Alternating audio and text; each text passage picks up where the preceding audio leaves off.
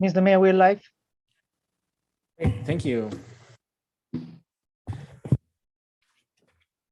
So today is October 20th, 2021. The time is 7:15 p.m. and I am calling to order the Baldwin Park City Council regular meeting. And then I believe Pastor Jackson is here. Would you mind leading us in an invocation?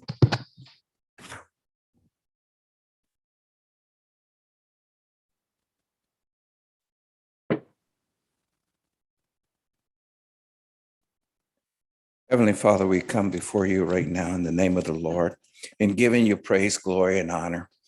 We thank you for this day, Lord. We thank you for Baldwin Park, the city council, and the mayor, Father. We thank you for our school district, Lord, and all the teachers that they have there. Father, we're asking you to look upon our police department that is rolling around to protect and to serve. And our fire department, Lord God, is we've had tough times with fires, Lord God. And we just thank you, Lord, for your mighty hand upon it, Lord. We thank you for our schools, kids, Lord. There's such a thing that's going on with the pandemic and with the shots, Lord. We need closure to all of this stuff, Lord. And so we're asking you, Lord, and touching it, dismissing the pandemic, that we may get back to some type of normality, Father God. We thank you, Lord God, that you tear down the strongholds of the gangs that are rolling in Baldwin Park, drugs that are out there, Lord. We're asking you to touch our businesses, Lord, that our business may flourish once again and not close out, Lord. We're asking you also, Lord God, and touching our government and giving our government, and this is including our city council, wisdom and knowledge and understanding in how to run this government, how to run this city with your wisdom. In the name of the Lord, we pray. Amen. City Manager, do you mind leading us in the Pledge of Allegiance?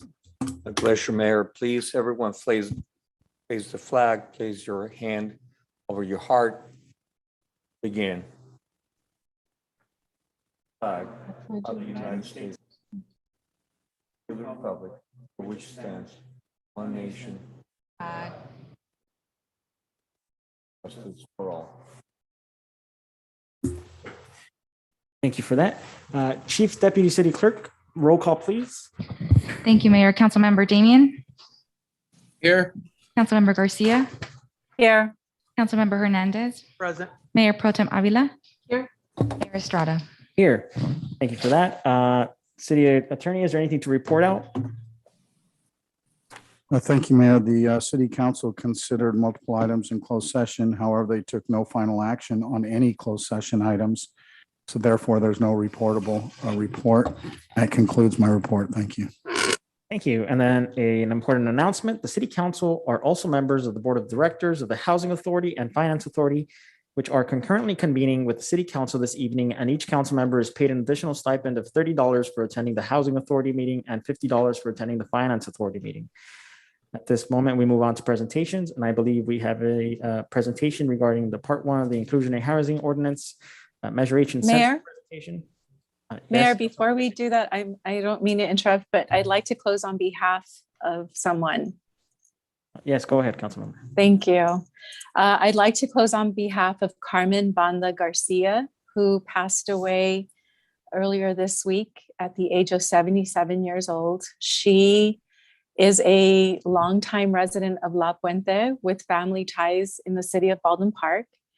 And she is survived by her husband and her children, adult children, as well as many grandchildren. One of her daughters is a teacher here at Walnut School, and Veronica Garcia. And I just wanted to offer our condolences as a city to the Garcia family. Carmen was a beautiful spirit. She will be dearly missed. So thank you. Yes, our condolences go out to the family. Thank you for that, Councilmember Garcia. And here is Ron. Ron, I believe you are our keynote speaker.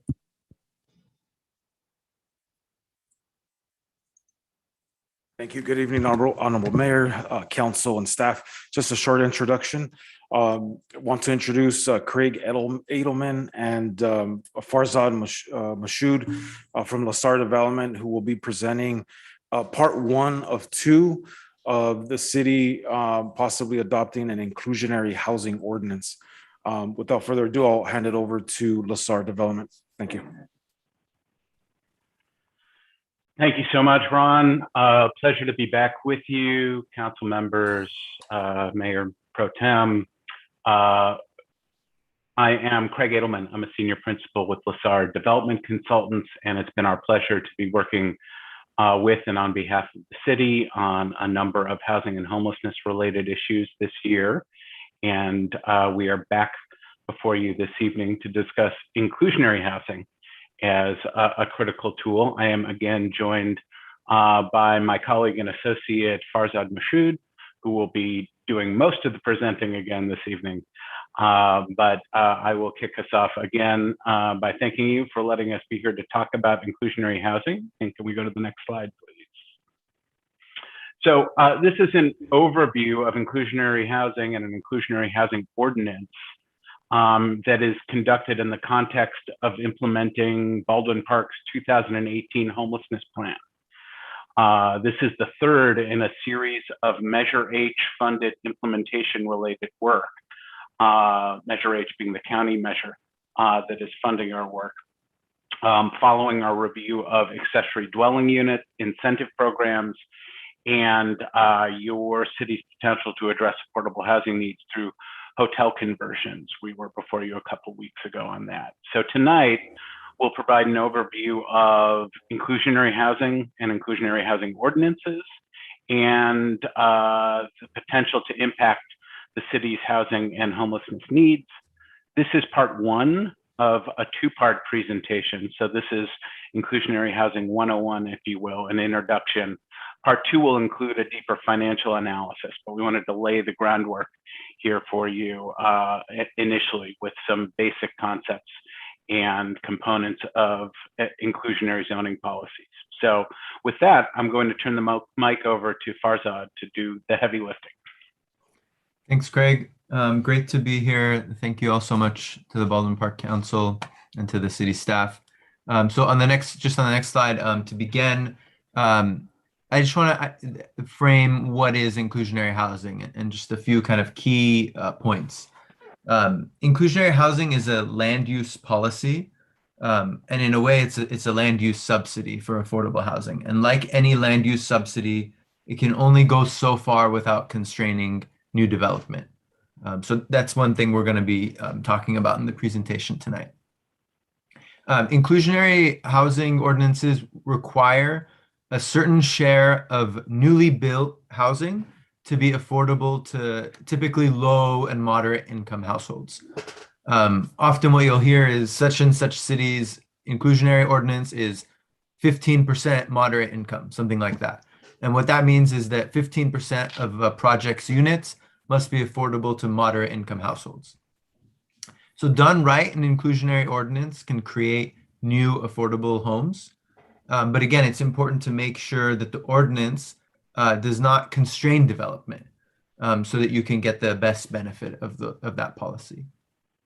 Inclusionary ordinances can apply to rental housing or ownership housing or both.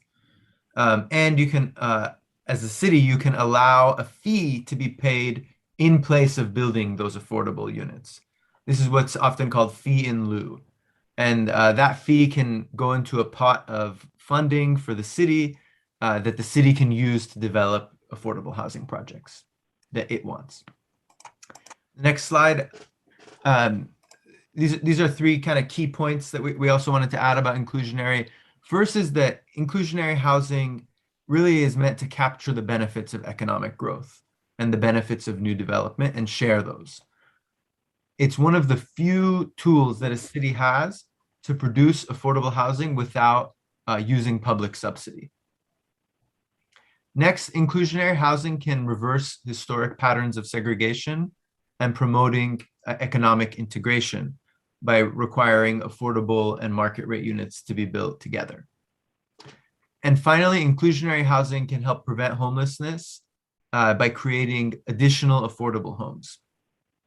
Generally, inclusionary policies focus on moderate income or lower income housing needs, but not the deep affordability that's typically needed for people experiencing homelessness.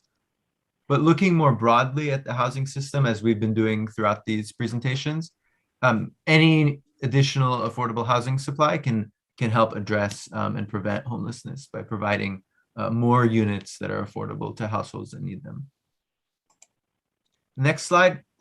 California is a national leader in inclusionary ordinances. Since the 1970s, about a quarter of California's cities and counties have enacted inclusionary ordinances, about 170. And about a quarter of the cities and counties in the country that have inclusionary ordinances are in California. These ordinances vary widely in their requirements. Sorry, Farzad, I'm going to jump it. Ron, I think you're one slide too far ahead. So if you go back, there you go. Yeah, we're on the map. Yeah, this map, and this map just shows you where cities with inclusionary ordinances are located throughout the state. So you see, obviously, a lot in the Bay Area, a lot in Southern California, and along the coast. And these projects, ordinances vary widely in their requirements, as well as the type of housing projects they apply to, as well as the fee in lieu amounts and other aspects of their policy. And all of this is to say that inclusionary ordinances are highly sensitive to local market conditions. Next slide. So you saw this already.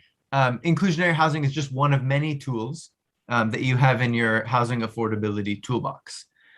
So there you see in that orange, reddish circle, inclusionary policy is one policy, but there are many other policies and strategies you can undertake as a city, some of which we've talked with you: accessory dwelling units, hotel conversions, others on this slide, the city's considering.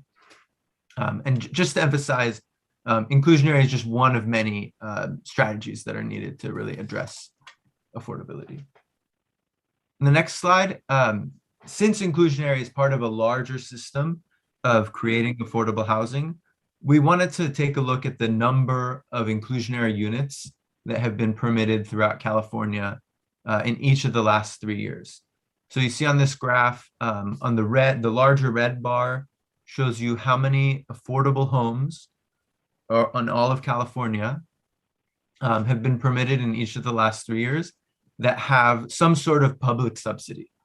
And so you can imagine many more are built as a result of public subsidies, shown in the much larger red bars, than are permitted as a result of inclusionary, shown in the much smaller green bars.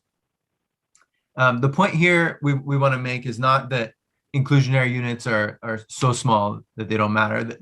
Those green bars add up to 7,000 units in the last 3 years throughout the state, which is significant. We want to note that it's an incremental increase. It's just one policy among many other policies that you as a city are pursuing, are looking into to increase your affordable housing. And inclusionary policies make the most sense in stronger economic markets. So I'm going to take it over to the next slide and hand it back to Craig.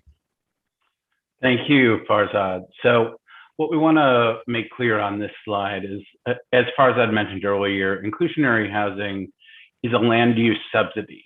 And land use subsidies can only go so far because we're leveraging the market without stopping development. So what we're trying to do, what's critical, is to try and find this sweet spot between creating a reasonable public benefit, which we touched on in the last slide. Farzad was showing how much affordable housing is being produced through inclusionary housing ordinances, and stopping short of significantly impacting feasibility of development.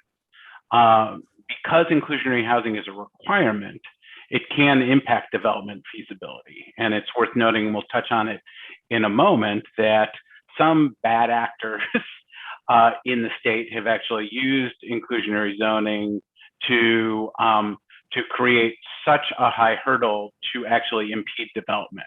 Rather than actually trying to create new affordable housing, they've used it as a tool to stop development by creating such an overbearing inclusionary requirement. One of my favorite sayings is highlighted on this slide, which is that 25% of zero is still zero. And so if we set that bar so high as to make development infeasible, we will get no development. And in turn, we will get not only no affordable housing, but no housing altogether. Next slide, please. So another critical component of inclusionary policy that often comes up is who bears the cost. And the cost of inclusionary ultimately falls to landowners, who, by the way, have had the greatest windfall benefit of land appreciation over time. And so from a policy perspective, that component tends to make sense to a lot of folks. It's not a perfect tie, but there's plenty of literature and research to demonstrate that in the big picture and over any significant period of time, the cost of inclusionary zoning is borne by landowners, not by development or by renters or by people who are buying housing. So why is that? Well, it's worth noting that housing markets tend to be regional and inclusionary zoning requirements tend to be local. And so the market will only bear what the market can bear. And thus, it's not as though developers can just pass on additional costs associated with creating affordable housing through inclusionary requirements in the form of higher prices. What actually happens is inclusionary is paid either by cutting into developer profit, which really developers won't, that's the basis of infeasibility, or by reducing what we call the residual land value, the cost of land. And so ultimately that flows through to reducing land value because the value of what can be developed is reduced slightly through an inclusionary policy. So developers tend to push for lower land costs, of course. And if the inclusionary cuts into the feasibility, then they won't develop the project, right? And so one of the key issues then becomes comparatively how a jurisdiction with an inclusionary policy stacks up against a neighboring jurisdiction that doesn't have an inclusionary policy. That tends to be some of the challenges within the same market. Next slide, please. So I'm going to get into a few just technicalities about creating an inclusionary housing ordinance. Localities do have the authority to create an inclusionary housing ordinance. This is, as I've said, a land use subsidy, and land use subsidy can only go so far without impeding development. It's worth noting last decade, there was a significant lawsuit and impediment on inclusionary housing for rental housing that got fixed in 2017 through state legislation. And so that has restored localities' ability to require inclusionary, particularly on rental housing. And it also set guide rails for what requires state review of inclusionary housing ordinances. So those include what would be included in the ordinance to avoid state review would be to set the targets at no more than 15% low income requirements, or solely target moderate income, or solely home ownership. If you go beyond that 15% low income, then the state wants to see your feasibility analysis to see if the market can bear that. And we also, along with staff, recommend doing this regardless of feasibility analysis. So the Hcd review process requires evidence that the ordinance does not unduly constrain development, including economic feasibility study. So if you don't comply with the state, then it finds that the study did, or it finds the study didn't meet the requirements, then the inclusionary amount is limited to 15% low income. So that's where it caps it. Nonetheless, we recommend doing this financial analysis. And a nexus study would be required if you also do an in lieu requirement, because that's considered a fee rather than an inclusionary requirement. So that is a consideration. That analysis is important to stick to to data-driven decision-making and avoid stopping development and getting sued. And so again, this goes back to the point I was making earlier about bad actors. The state is really trying to prevent jurisdictions from setting a requirement so high that it impedes all growth, which is of course not the intent of inclusionary housing. So back to Farzad. Thanks, Greg. We'll go to the next slide. This slide lists other San Gabriel Valley cities that have inclusionary ordinances. 5 cities: Alhambra, Claremont, Duarte, Pasadena, and Pomona. We understand that a couple of these cities are updating the ordinance or are scaling them back or not implementing them at this time. But we just wanted to present here what's on the books for a few nearby cities. We don't intend to go into detail. Really, the point of this slide is to show you the wide range of inclusionary requirements from some of your neighboring cities or nearby cities. One thing that's in common for all of these cities, their inclusionary applies to both rental housing and for sale housing. Most of these cities, their inclusionary is around 15%. Pasadena is the only city that is more than a 15% requirement. These cities' inclusionary policies kick in at different project sizes. So Pomona has the smallest size. Their inclusionary ordinance applies to 3-unit and up projects, whereas other cities apply only to 5 or 10-unit and up projects. These cities all allow a fee in lieu. And as we mentioned earlier, a fee in lieu can be helpful because it allows the city to create a fund to fund its own affordable housing projects.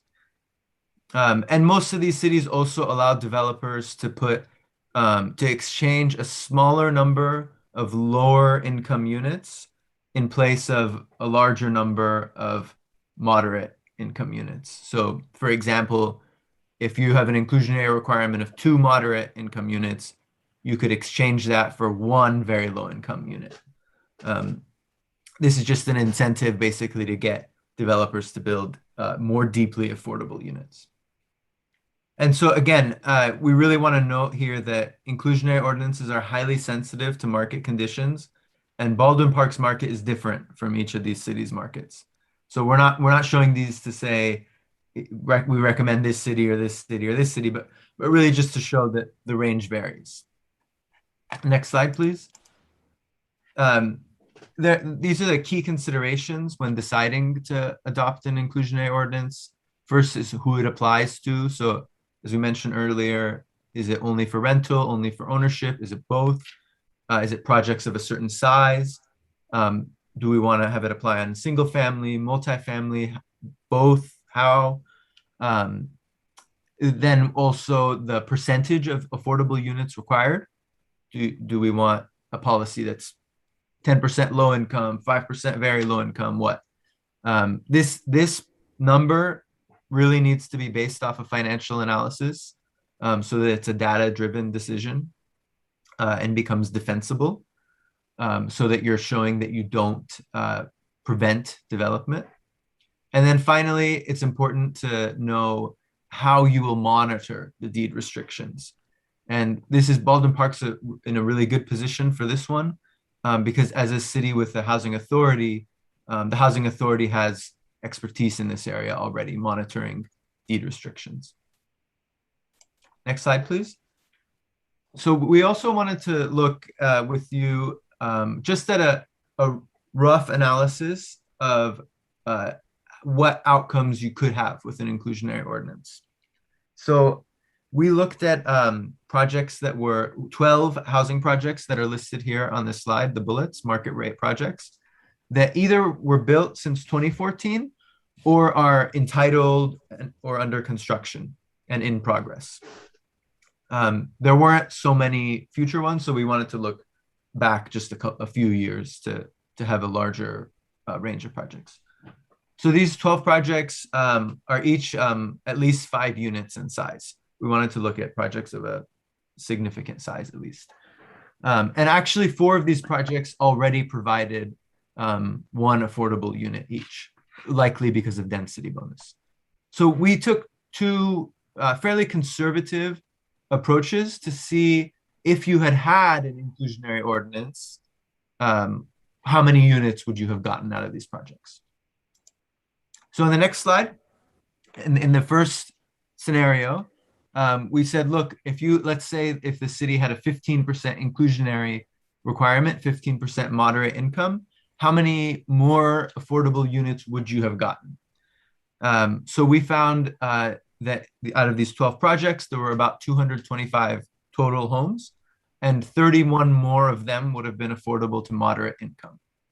So that would have been with a 15% moderate income requirement.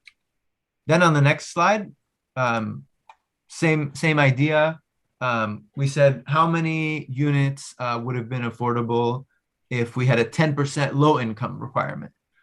So again, there were 225 homes in those 12 projects, and you would have had 23 additional low income affordable homes in those projects than what you had. So you go to the next slide. Just again, I want to caution, that's a brief overview, just meant to be illustrative. You can't apply inclusionary ordinances backwards on already permitted or built projects. And more importantly, we don't know if you had a 10% low income or 15% moderate income. We don't know how many of those projects would have become financially infeasible.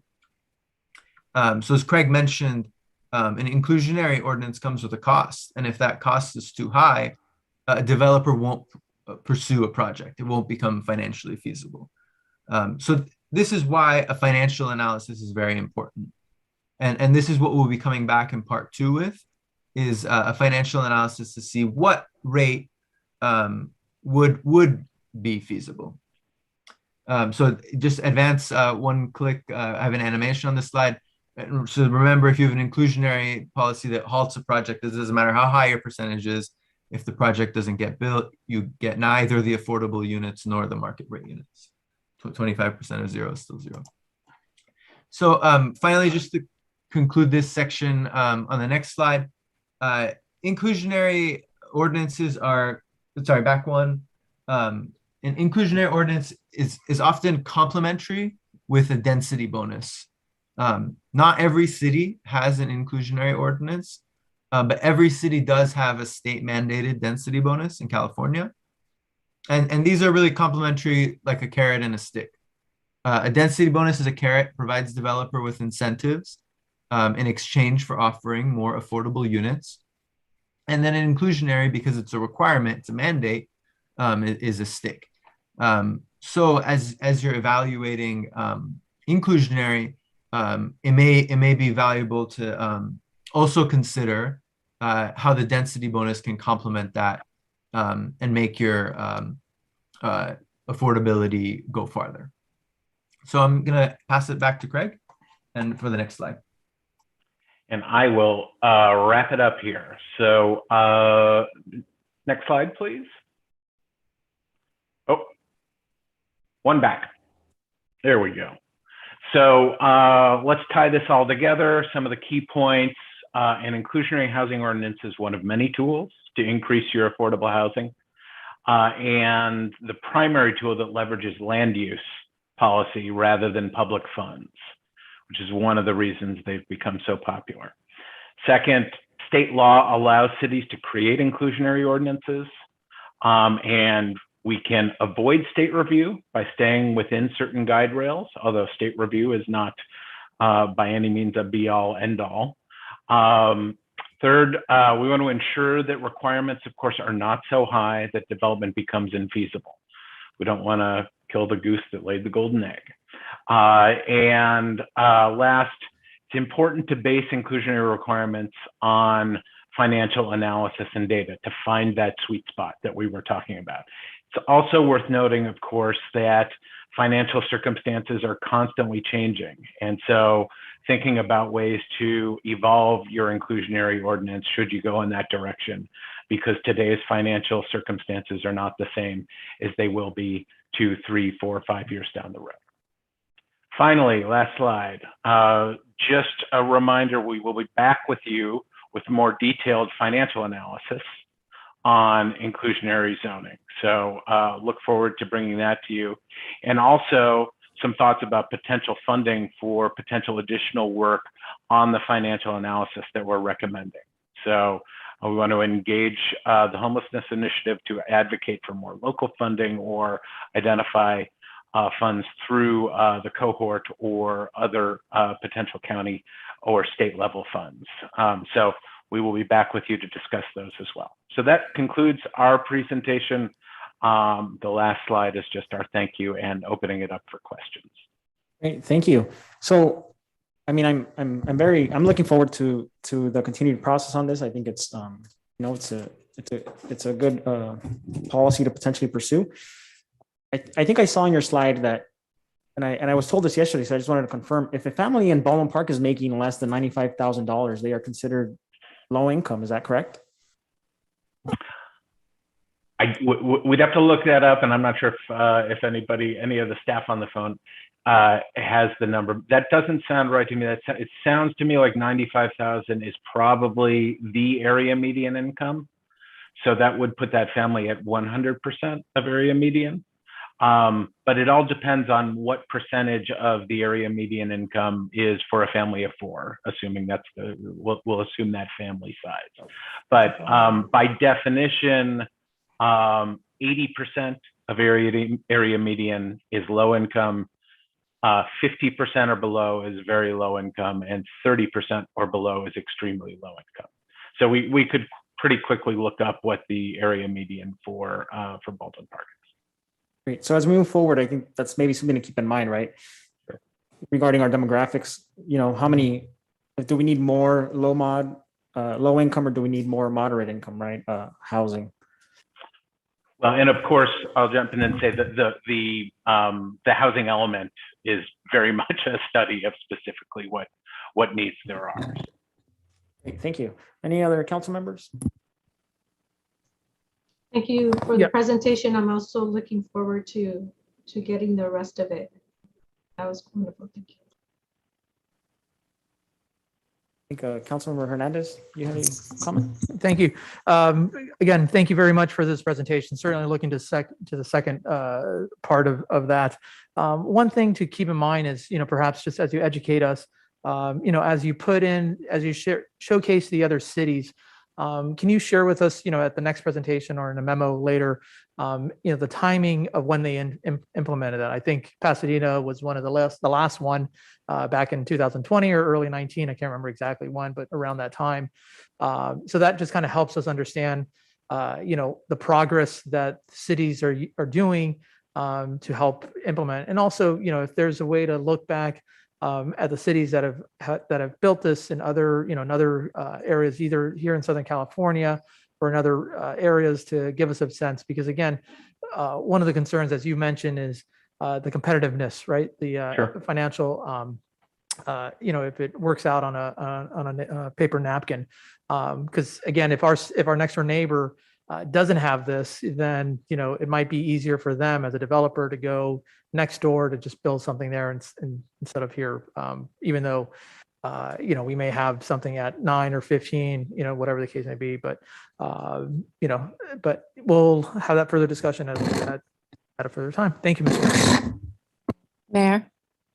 Yes, Councilmember Garcia. Thank you.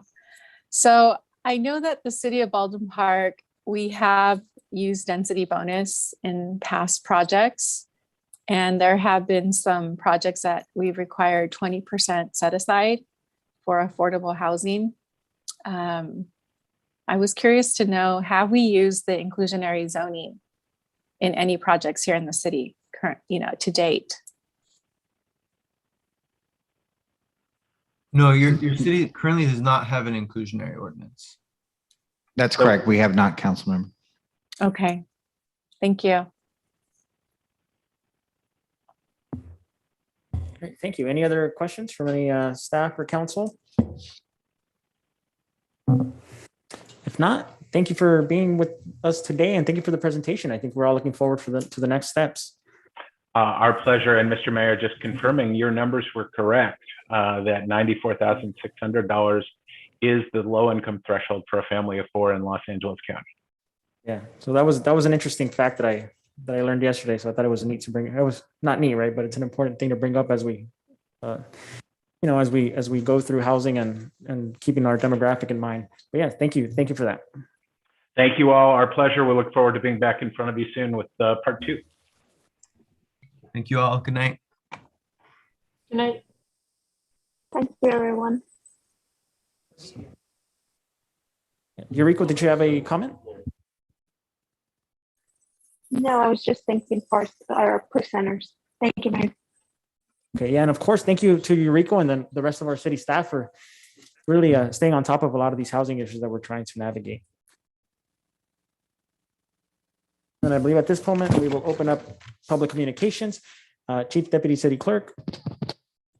Yes, thank you, Mayor. I do have speakers lined up, so we will take the speakers first, and then we will open up the floor. The first speaker is Thomas Carey.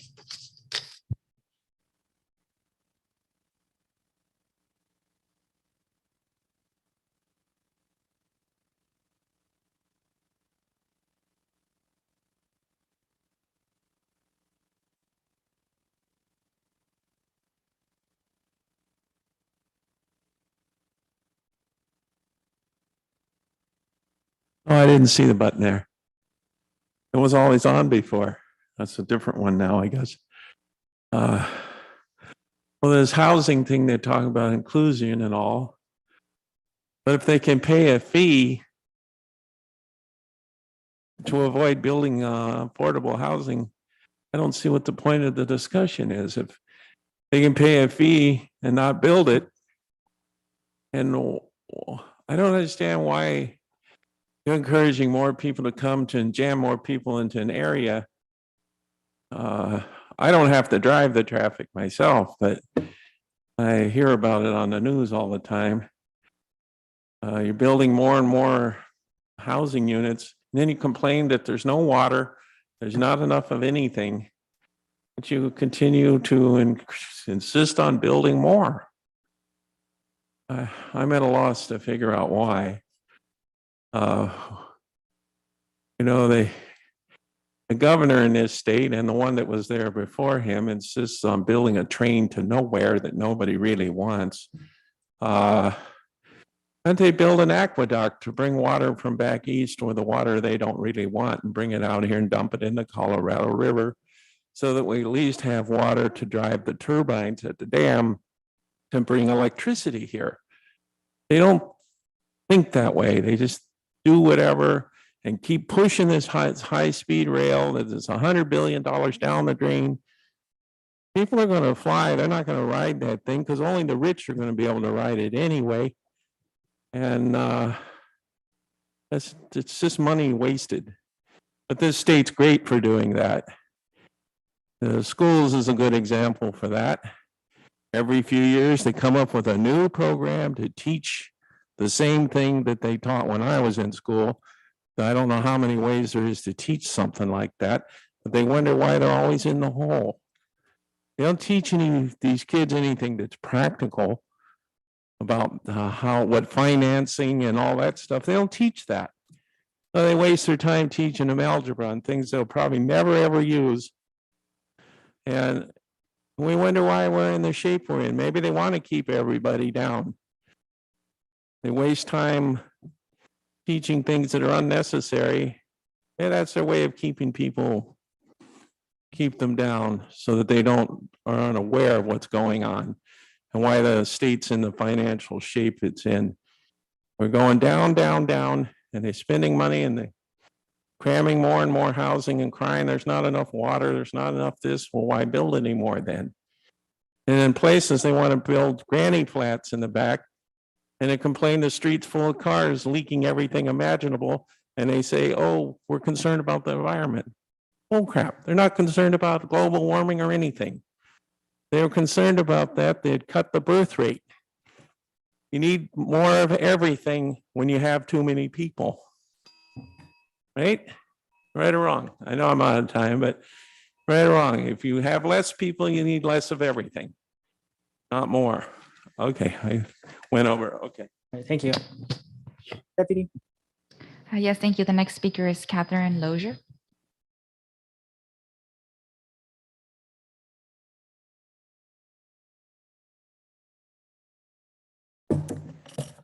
Good evening, Honorable Mayor, council members, Mayor Pro Tem, community members, and community partners. I wanted to inform council that LA County Library has resumed allowing community members to book our meeting rooms. Right now with safety protocol, our maximum capacity is 13, but it can be booked up to 120 days in advance and for up to 4 hours at a time. Our fee structure is the same as before, with $100 for up to 4 hours for businesses or for commercial use, for $60 for non-commercial community use. And in some cases, such as with nonprofit 501c3 organizations or with community-based organizations like city departments, county departments, the fees can be waived. And we now are taking bookings online. You can book right from our webpage, or you can also give us a call and we can walk you through it. And then as of yesterday, we started also taking donations again. And if we can't use the books in our libraries, our Friends of the Library group can, and those can be sold for funds that could then go back to us as programs or for additional books and materials. We do ask that for large donations, people let us know in advance. Storage is as always a factor, but you can drop off books anytime you want, anytime we're open. And thank you so much and have a wonderful evening. Next speaker is Arturo Luna.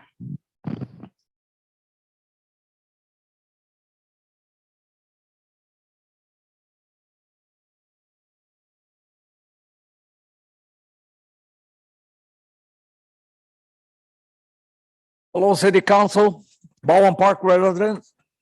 Coming down Baldwin Park Boulevard to this meeting, Mayor, you have a bunch of people, vending machines and heaven knows what else you let this city fall apart. You're supposed to direct all of these people so they can do what's best for everybody.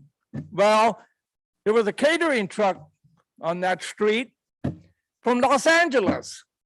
So what the heck is he doing here? Is he paying you to come from Los Angeles to here? I don't know, maybe he is. This city is supposed to improve. Well, let me tell you, you're doing a poor job. And you other city council people that aren't here, maybe they can hear. You all are doing a very poor job. And you don't seem to change.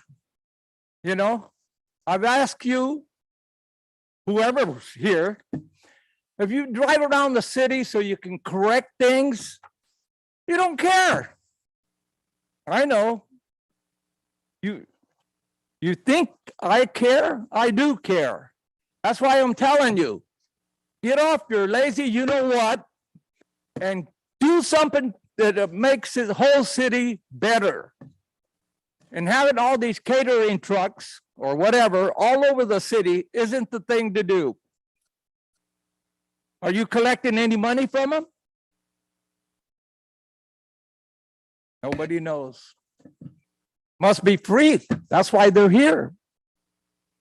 But here, you charge a small business person, no matter who he may be. Number one, you got to pay property tax. Number two, you got to pay taxes for this, taxes for that, Food and Drug Administration, so on and so on.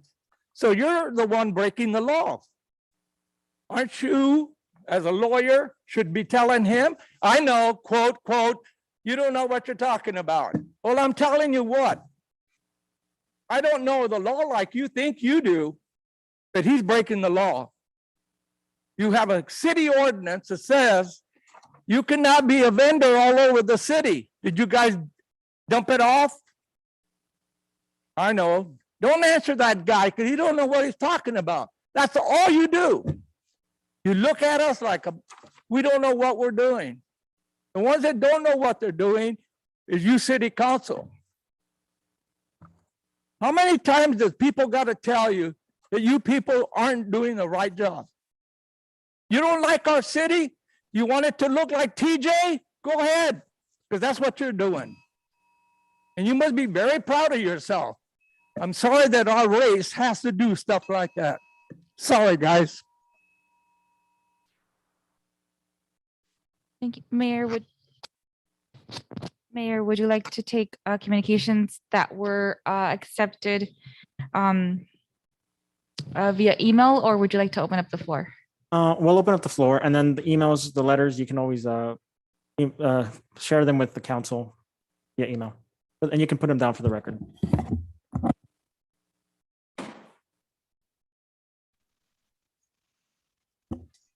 Just to be clear, so anybody who didn't fill out the postcard, now is your time to talk if you're looking to speak. Mayor, good evening. This is Veronica Lopez with the Office of Assemblywoman Blanca Rubio. Hope everybody's having a good evening. I would like to share up 2 upcoming events, if I may. Yes. Okay. Yes, of course. Okay, good evening, everyone.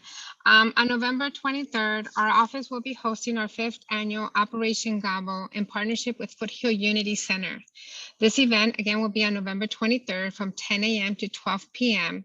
This will be held at Gladstone High School in the city of Covina. We will be providing approximately 2,500 households with food, a turkey, or a voucher. Due to COVID-19 measures still in effect, this event will be strictly a drive-through event, and I will be providing the city with more information as it comes forward. Thank you. I would also like to share that our office is excited to bring back our Young Legislators program for 2022. Assemblywoman Rubio is actively supporting legislation that empowers our youth and provides important services that help our students thrive. This program seeks to provide high school students with the opportunity to become acquainted with the legislative process and integrate themselves within their local communities through service. Students will attend monthly meetings in person from January to June, participate in local events, and learn about issues impacting the state of California. The Young Legislative Program is available to sophomore, juniors, and seniors attending local high schools or live within the 48th Assembly District, and at no cost. If applications are now open, and the deadline to apply is Thursday, November 4th at 5 p.m.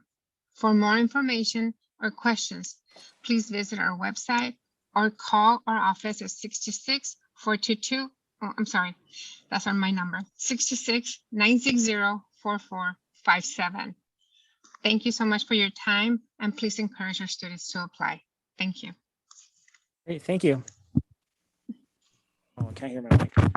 Mayor, if we can have that information put up on our website and on our marquees, please. Chief Deputy City Clerk. She's fixing it. Yes. Thank you, Mayor. I will go ahead and place the call now. Let's go ahead.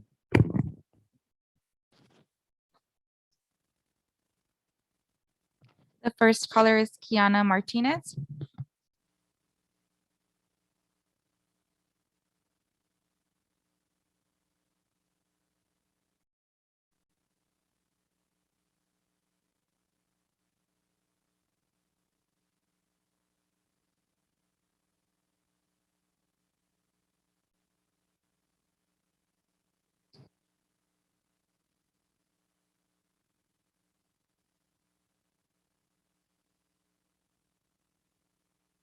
Hi, Kiana. This is the City of Baldwin Park. You requested to. Now, go ahead. You may speak. Hello, my name is Kiana, and I'll be commenting on a few agenda items versus agenda item number 9. I'm very proud that the city is going to create a partnership with the Hcd LGBTQ Center. We are going to provide space for the center. I hope you continue this relationship so we can better support the LGBTQ plus community in our city. And the president there is from Baldwin Park. That's amazing. And then concerning agenda item number 13 and 14, these projects I think will be helpful for our residents. I understand that the building process is taking place right now, but I would like to know also how folks are going to be able to qualify for the temporary housing there. Can families in unstable housing apply? or just only folks who are unhoused. Additionally, I would like to know if there's going to be case managers available for each family so they can be provided support with their housing search. In my experience, many people who have children or a disability or some other circumstance that makes it difficult for them to find housing, it's very important that they get that support. I'm hoping we can create a partnership with community groups to provide these services, and maybe other groups as well to provide other free services that may be available to them that they don't know about. The most important thing is to make sure that folks who come through this housing are going to get permanent housing. Otherwise, this only works as a temporary fix that displaces people back into the condition that they were in. Concerning agenda item number 10, I'm also in support of the partnership with the Foothill Unity Center, and I think there could be one of the groups that could help people find their permanent housing. Concerning agenda item number 16, I would like to ask the city to hear from the tenants in our community and reach out to them, and as well as People United of Baldwin Park, to help organize hearing more from the community who it's impacting these decisions. I would urge the city to consider having resources going into researching community land trusts, which is a great alternative to low-income housing, because it's a plan to create permanent affordable housing for 100% of the people on a property. There is also an LA County fund specifically for community land trusts, so I hope y'all can look into this. You can reach out to People United of Baldwin Park for more information. For the inclusionary housing project, I would definitely like to see more units that would be available for people on fixed income, such as our seniors who receive SSI as their main or only source of income. Through my tenants' rights counseling, I see that these folks are really struggling and don't have any options. And so I know we have to do a report about what the resources are, but I highly urge you to look at that for our seniors here. Thank you very much for your time.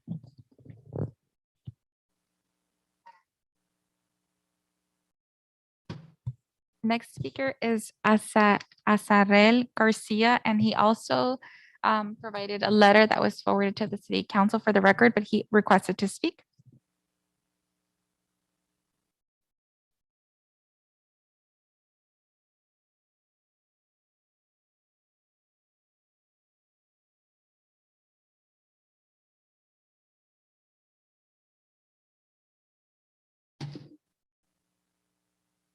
Hi, this is Baldwin Park calling. You requested to speak at a council meeting? ¿Habla inglés o español? Estoy hablando de la ciudad de Baldwin Park. ¿Usted va a hablar?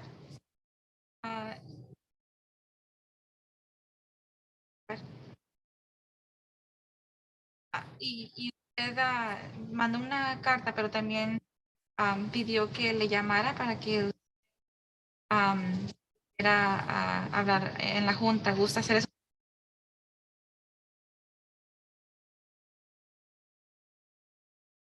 Ok, tiene 3 minutos y su tiempo empieza ahora.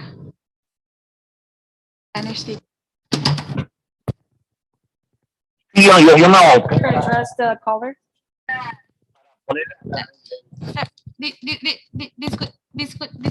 Disculpe, tenemos un intérprete. Un momentito. Señor, ¿puede escucharme? Is the mic on? No, that mic. It's a blue light. Sí, yo me opongo a la bodega de aquí que quieren hacer al lado de mi casa. Disculpe, tenemos un Okay.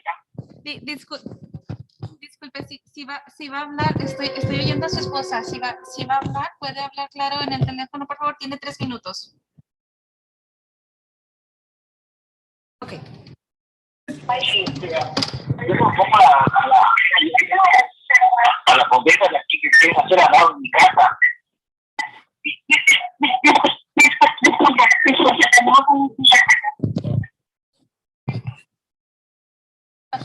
Disculpe, sabe que disculpe, no lo estoy oyendo muy bien.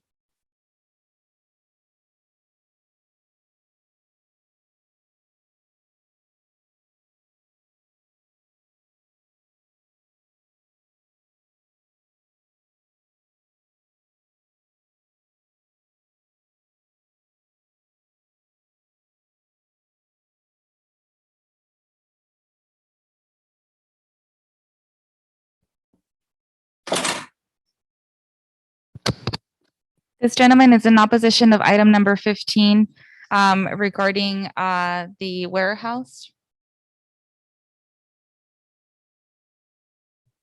Okay, siga. Sí, y yo pensando, digo, el dispensario que quieren hacer ahora en mi casa me afecta directamente a mí, ¿qué se llama? A mis niñas, por si a mi familia, la gente. Okay, un momentito. He's stating that this affects his family directly, the dispensary that they are proposing to build near his home. It's affecting his children and his family. Y entonces directamente me afecta en el sentido de que está directamente atrás de mi casa. Son 5 pies de diferencia. He's stating it's directly affecting his family. It's behind his backyard near his home. The proposed, he's stating that the proposed distance is 5 feet. Sí, y entonces el problema es de que si así como está ahorita la situación acá en Baldwin Park, la gente viene a comprar la droga, vienen a hacerlos aquí, enfrente de mi casa. ¿Se imagina cuando estén ellos acá con las bodegas? La gente va a querer robar ahí, a querer romper las paredes o algo. Va a haber policías, va a haber todo eso, y llegar a mi casa no va a estar seguro. He's stating that there is already drug activity near his home, and this would worsen the activity near his home, that there's going to be a lot of police and everyone is going to flood to the city of Baldwin Park to purchase cannabis items. ¿Siga? Sí, luego, entonces, si me van a querer robar o entrar a la bodega, me van a afectar directamente a mí. ¿Por qué? Porque van a querer saltar de mi casa, usar la barda, y todo el problema va a ser para nosotros. Y sí, les digo, son pequeñas. And he's stating that if there is a robbery, he's right behind the proposed area. And he thinks there will be people jumping over his, into his yard and his property over the fence, and it will directly affect his little girls. Ajá, y más que eso digo, si la actividad de las policías no llegan acá, ¿cómo les llama? ¿Cómo van a llegar cuando hay algo que pasa ahí? Seguro que van a estar la policía ahí metidos. Pero con toda la actividad que va a haber de droga, todo eso, ¿cómo vamos a parar a la gente? ¿Cómo, de qué manera pues decir, hey, no se metan a mi propiedad? No a esto, no me van a dejar tranquilo en ningún momento, a mi familia, a mis hijas. He is stating that the police department does not respond to his calls already, and that this would worsen the issue, that he's fearful that the drug issue will become a larger problem in his community, and he refers back to his little girls, concerned about his girls. Sí, y eso es lo que más me concierne, es de que con eso acá, no, y sabemos que la ciudad necesita el dinero, pero se imagina todo ese dinero que va a entrar ahí y es para ustedes, pero no piensan en la gente que está atrás de nosotros. ¿Por qué no hacen eso afuera, en otro lado, aunque no sea directamente acá? Pues es una ciudad, ¿cómo van a hacer eso? He stated that the money generated through this cannabis business will only benefit the city, not them. He opposes to it and wants this to be in the outskirts or outside of his general area, because it's right behind his yard and it will directly affect him. ¿Siga? Sí, directamente me afecta en todos sentidos. Es de que si aquí no tienen control en la calle, que la gente pasa y hace grafiti y todo eso, ¿se imagina ahora con todo eso de que esté las drogas aquí enfrente, en mi casa, al lado? Si de por sí un accidente pasa en la esquina, tapan la calle y todo. Y ahora se imagina que estén aquí cuidando todo el tiempo, va a haber armas, va a haber todo. Entonces, ¿no va a ser libre de llegar a mi casa? States that there are accidents in his area, and the police response is not present. And now with the drug activity, it's going to get worse, and they're going to be on their own with up in arms with firearms, and that it's going to get worse. Sí, es lo que ¿cómo podemos controlar eso? Si no van a tener con qué proteger a nosotros. La gente está acá en mi casa, ellos tienen todos los otros, y todo eso les va a hacer idiotas. Muchas gracias. Ya su tiempo se terminó. At the end, he stated that he's in opposition because it affects his property, and in general, that's his concern, that it'll affect his livelihood of the girls and his property as well. That was the last caller, Mayor. Great, thank you. And then just to reiterate, if there's anybody looking to speak that's in the chambers, now's your time. If you're looking to speak, public communication before I close it.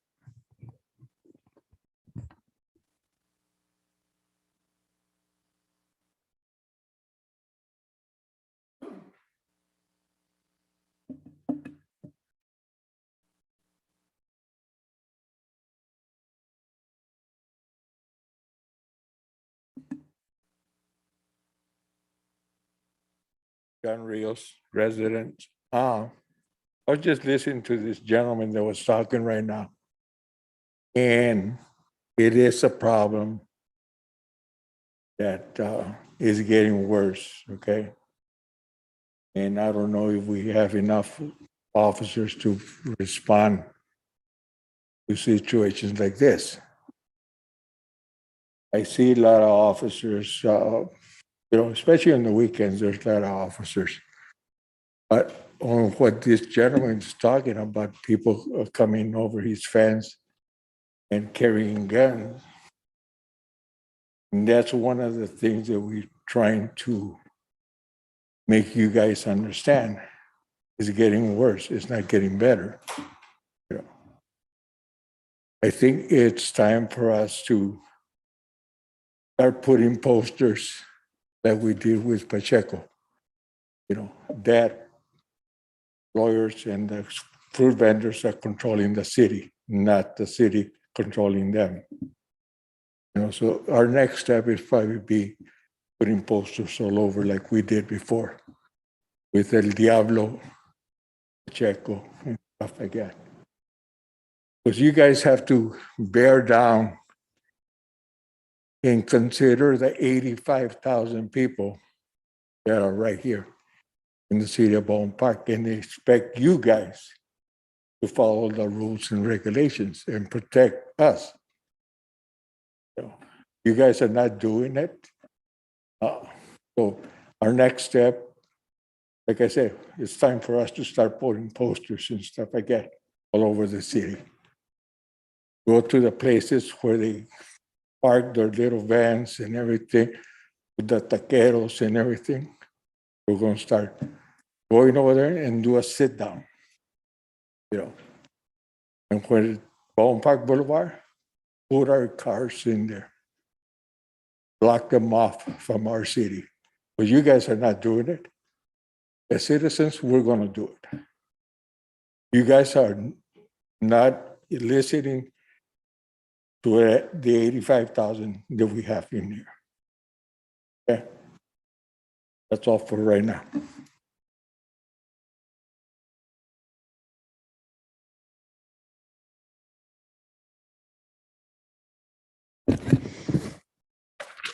Greg Tuttle, business owner.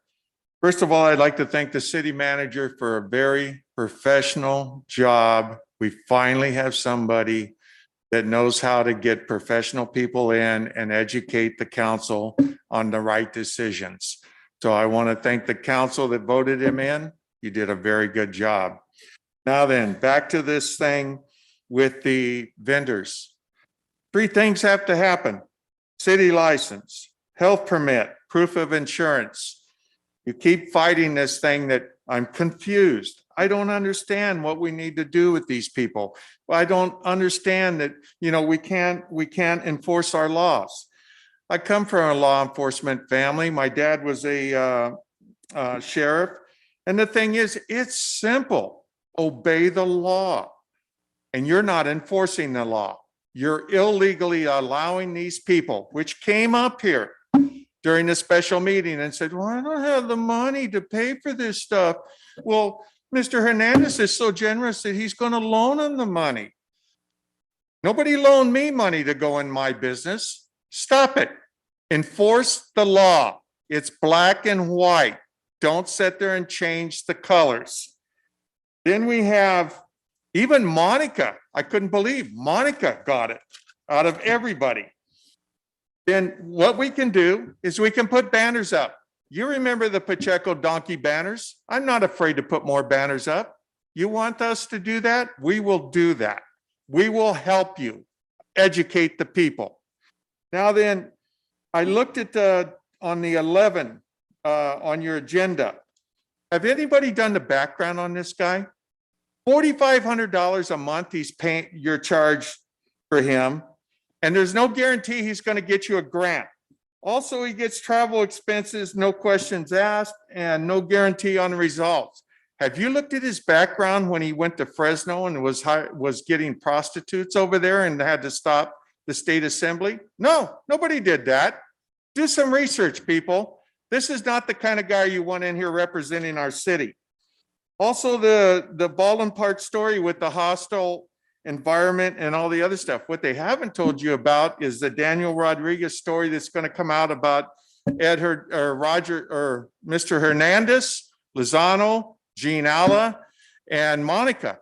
All about the COVID expenses, overcharging the city for it. And Mr. Hernandez's neighbor down the street got kickbacks and gave it all to the city, to the individuals I named. This stuff is going to come out also. And this isn't the present council that got voted in recently, but I'm telling you right now, it's not, it's just beginning and it's going to be ugly. Thank you very much.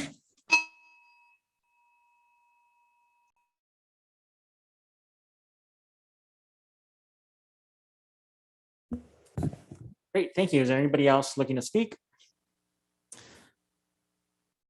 At this moment, I will close public communication. Just want to acknowledge that Chief Flores just joined us, and I want to thank you for the great hospitality you gave City Manager, Mayor Pro Tem and I when we visited station number 29. And, you know, I want to congratulate you on the great team that's at our station. You know, they showed a great camaraderie and a great effort of teamwork in their shifts, and that was very nice to see. So at this moment, I think we, instead of pulling up our consent calendar right away, we are going to go to our staff report. And that is item. So I believe it's for the public hearing, item number 15, and that is a request to the City Council from the Planning Commission on an amendment to the City of Baldwin Park Municipal Code, Chapter 127 and Chapter 153. And so I believe this is a issue for Ben.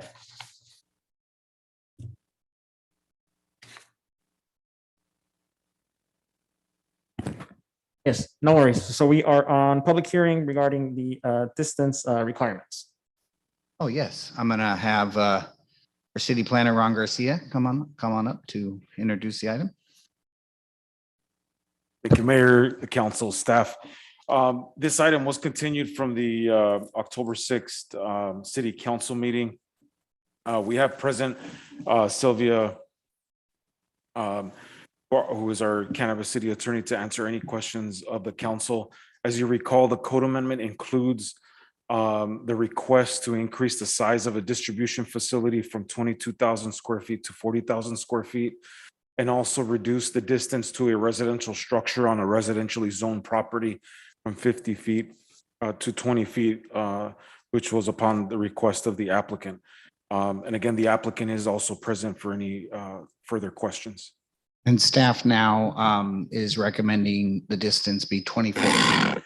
Yeah, I think that was a typographical error, Ron. It should be 24 feet. So we've noted that in the record. So that's what it's going to be now, 24.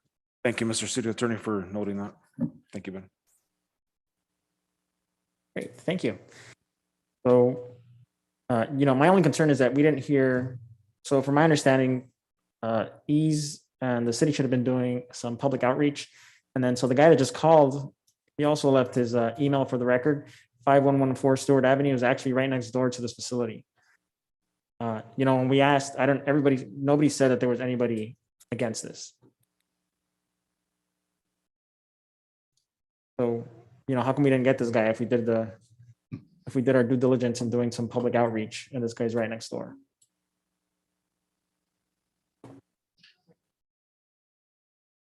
So he's actually right next door to it on the Stewart side.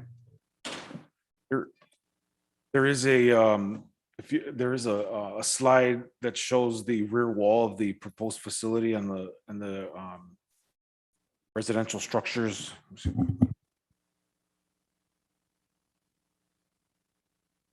I believe the property in question is this property here.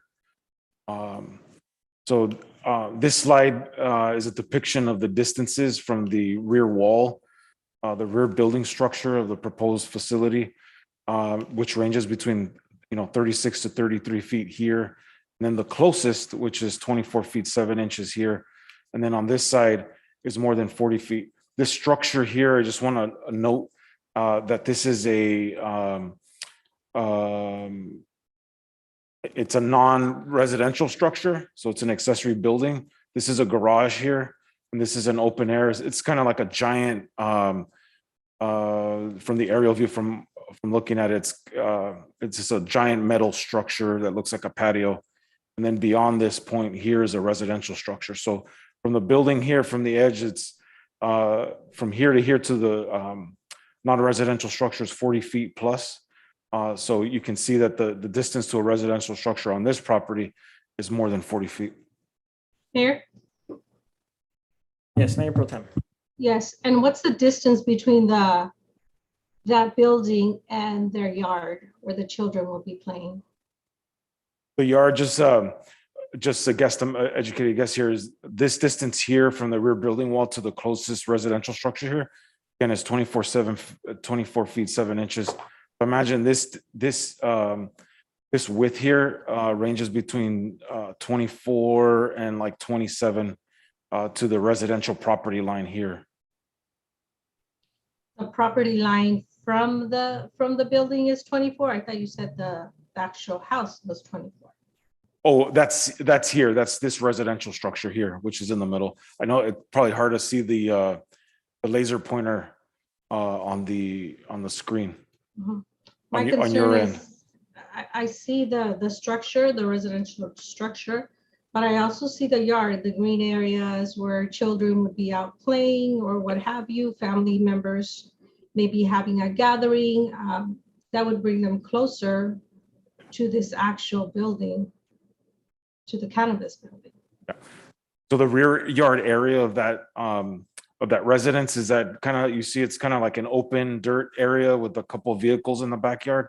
That's the rear yard area of the residential structure that the mayor had noted. Right, and it's connected right to the wall.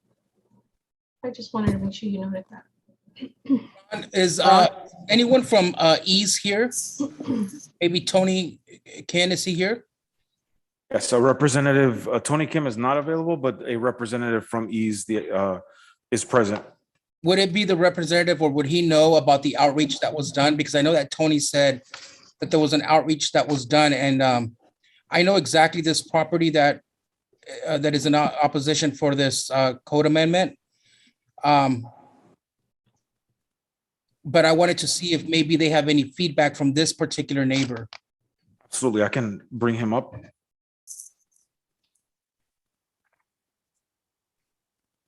Good evening, council.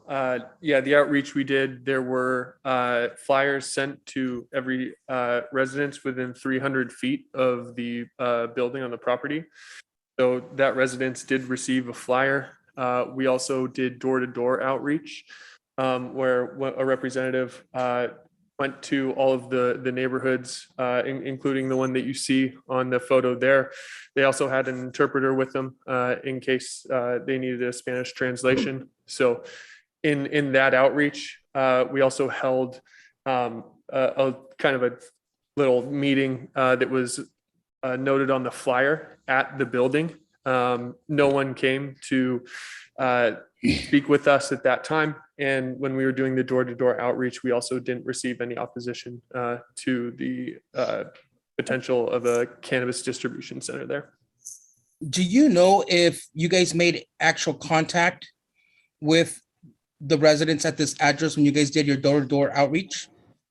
I'm not positive if we did. Okay. Great, thank you. Mayor, Yes, Councilmember Garcia. thank you. And hearing the property owner next door and hearing his comments, it sounds like he's under the impression that this is a dispensary. Right. And I want to say that this is a distribution site. This is not a manufacturing and cultivation. It's not dispensary, it's distribution. And so really I think he expressed there were going to be concerns of traffic, foot traffic, people coming to the site, looking for the product. That is actually not going to happen because it's a distribution. And so there will be vehicles, but those vehicles are going to turn onto Stewart and go onto Live Oak. So, I don't even think that his, property will be impacted in the way that he expressed, his concerns. So I just want to point that out. And again, this is distribution. So it's a whole different use than even manufacturing and cultivation. We had a conversation earlier this year with Ease. Ease told us that there will not be any odors coming from this. It's pretty much like packaged product from what I understand. And please correct me if I'm wrong, to the representative here on behalf of Ease. So it seems to me like the concerns that are being raised are, unfortunately, there's some misinformation. So I just wanted to point that out. And I also want to mention that in our closed session, our city attorney, and please, if Ron or Ms. Silva can speak to this, there will be additional land use requirements for these types of applications, including the circulation for vehicles, parking on site. And Ron, can you speak to the additional items? Yes, upon application submittal to the city, as you mentioned, a circulation plan would be required for review and approval by the city, as well as comply with all the cannabis development standards that are in the ordinance. And those are specific to air quality control, security, a security plan that would have to be reviewed and approved by our police department. And the security plan is an important one. Thank you for mentioning that, because I think that the property owner was afraid that people would be jumping over the fence and things like that. Again, this is not going to attract foot traffic. And I'm glad to hear about the security plan. And I think that's something that we're requiring of all applicants for That's any correct. cannabis use. Correct.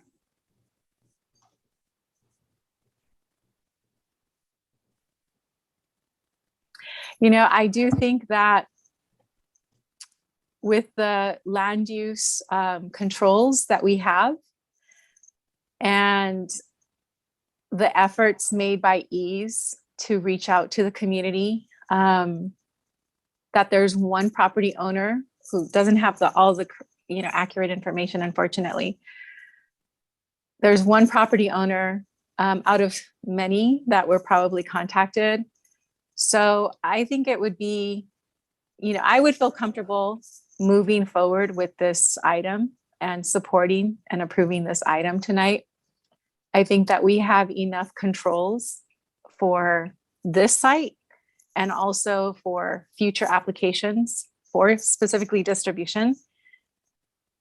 And I think that this applicant has shown themselves to be responsive to the community, responsive to the council requests.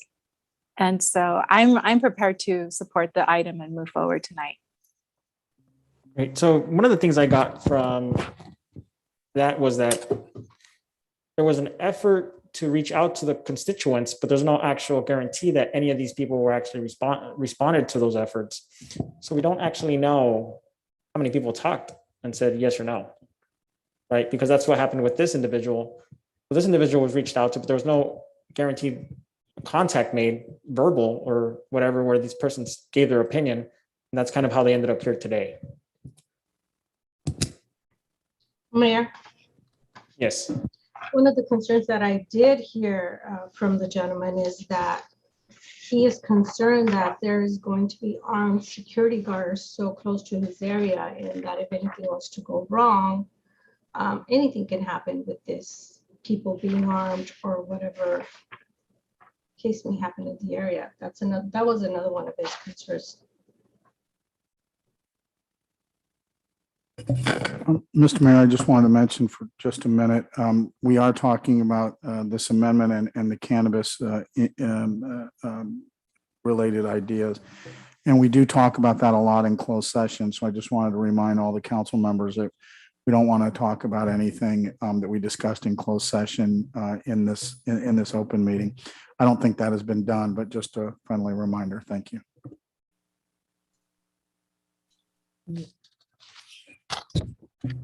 Great. Okay. So, Mayor, are we going to be opening up the public hearing before we, I guess, make a motion on this, or? yes, you are correct. This is a public hearing. So at this moment, I will officially open up the public hearing for those speaking in favor of the request to expand to reduce the distance requirements from 50 feet to 24 feet of a cannabis distribution facility to a dwelling unit within a residential zone, and increase the maximum size of a cannabis distribution facility from 22,000 square feet to 40,000 square feet. Anybody looking to speak in favor, now is your time. Now, I will move to close the public hearing for those looking to speak in favor, and I will officially open the public hearing for those looking to speak in opposition. If there's anybody looking to speak, now is your time.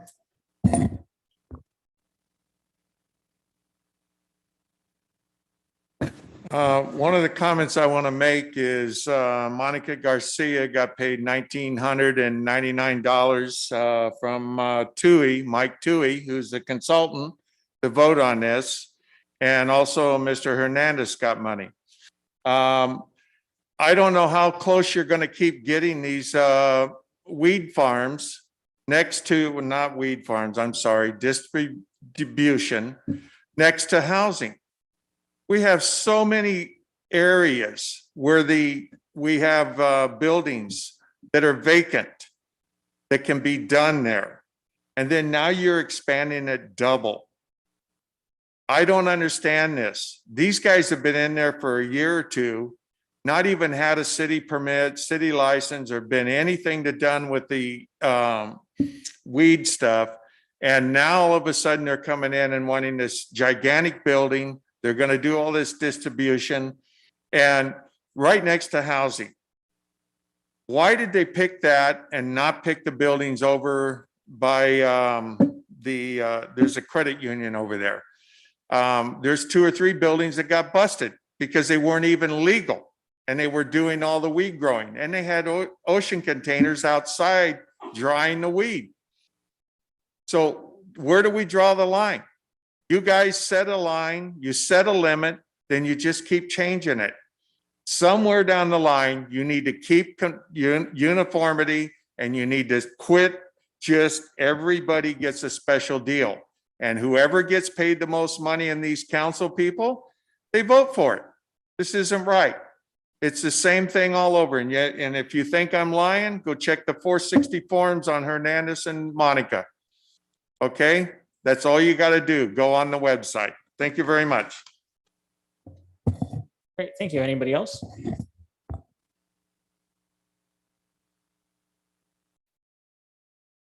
That property that's with the large open area, I looked at that when it was for sale. Good thing I didn't buy it. You were thinking about putting one of these marijuana things there. They say they're only going to distribute and they're only going to do this distribution stuff. What happened in Canoga Park the other day? They were doing something else in there rather than cultivating, and the place blew up. You want that next door to a residential place? Now, there's a lot of money under the table with this kind of business. But do you really want to take a chance that they're doing something else in there they're not supposed to be doing? And have it level a city block? I mean, doesn't have to be that close. If there are buildings somewhere else away from residences, well, why don't you put that crap over there, away from the residences?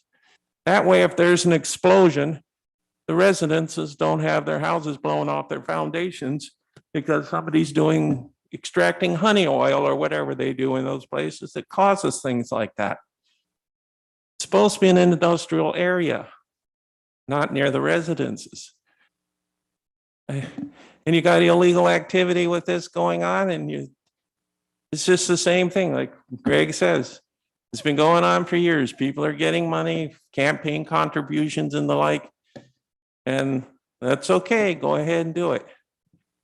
But if there's an accident or an explosion, you know who they're going to hang? They're going to hang the city council. In other words, the taxpayers, they're the ones that are going to get hung because they're the ones going to have to pay for it. Because nobody will insure the city. If you got a lot of lawsuits going right now, as usual, you don't learn. Different faces, but same problem. And this marijuana thing, why does it have to be so close to residences? I don't understand all of this. You want to create more trouble for yourself, then go on ahead. The attorneys will be lined up around the block. There's plenty of attorneys in this.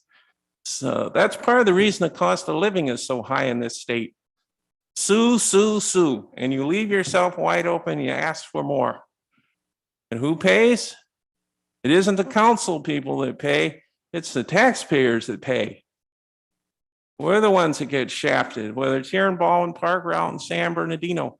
It doesn't make any difference. You don't seem to care.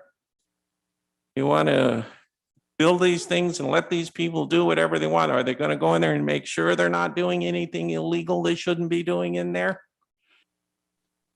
Are they? Or are they just going to, oh, if something happens, it happens. That's what happened in Canoga Park. It exploded over there. 2 died in there, burned horribly, and 2 more are in bad shape. They'd be probably blessed if they didn't make it. Thank you. Your time is up.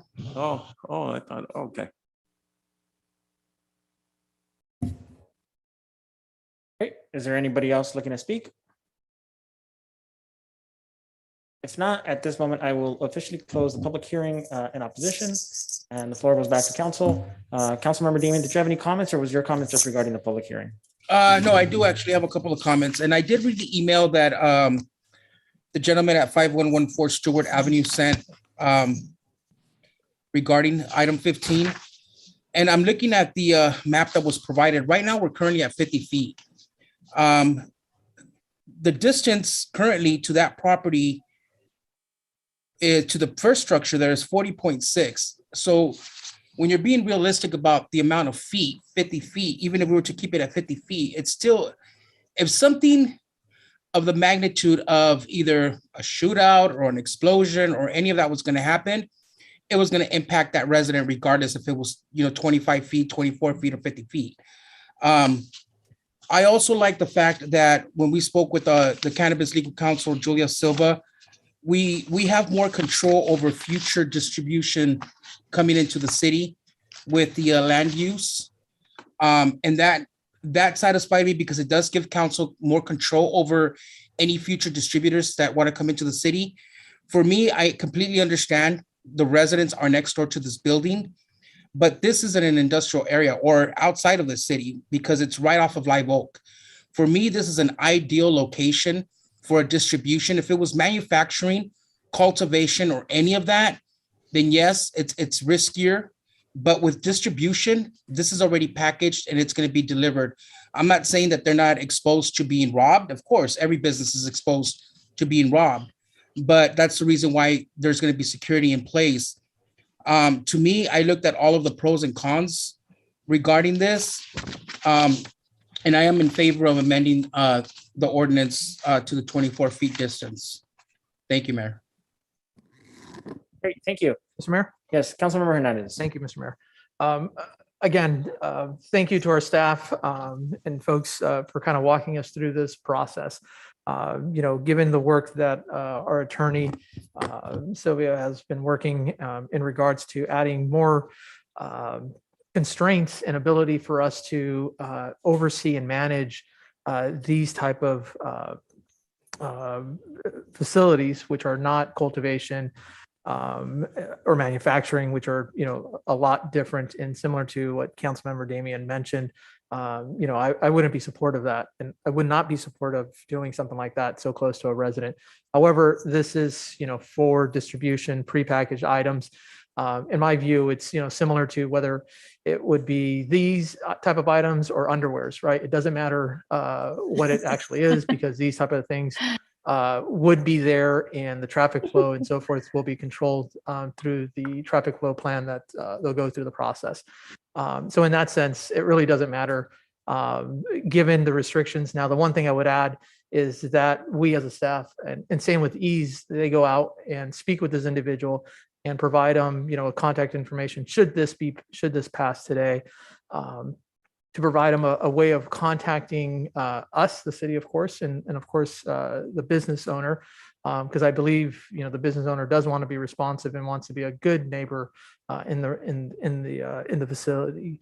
And I think through that dialogue of providing accurate information as to what's actually going to be there, and perhaps at some point maybe they can provide another small open house without the products there, or however that case may be.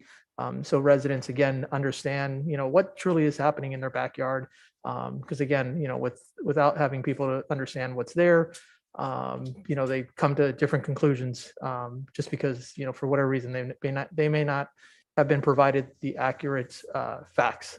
So thank you. Great. Does anybody have a motion? Mayor, Yes, Councilmember Garcia. thank you. I just want to say, despite the baseless allegations, I've given the reasons why I support this project. I agree that this is an ideal site for a distributor. It's right off of Live Oak. The ingress egress will have minimal impact on the residential neighborhood. And I feel like Ease has been a responsive applicant to our concerns. Leading up to this year, the city was criticized for having an exclusive distributor. Now we've opened it up. We have an opportunity to bring in another distributor that seems reputable, that has chosen a good site. And I just don't see why, we would deny that for this kind of use. So I'll go ahead and make the motion to support this amendment. Before you vote, I'd like to make a comment, please. Mayor? Yes. Go ahead, Mayor Okay. Pro Tem. Thank you. I know Monica has a motion on the floor, but I just want to mention what I have mentioned in the past. I am not in agreement with the change of the ordinance from 50 to now 24 feet. Originally, it was 20 feet that they wanted to move, but the measurements went out, and it turns out they're 24.7 feet away, or whatever the distance it is. I'm not sure right now. But now we're accommodating. We continue to accommodate just to make sure that they're there when they knew from the beginning that they did not meet the code requirements of the distance. And so I feel that we continue to make changes to different situations. We're doing it here now. People are going to come in asking for more. So I am not comfortable with the 24-foot change. I am not comfortable that it's near residents. I believe it should be all industrial where we should have this, whether it's a distribution, whatever we may be having, if it has to do with cannabis.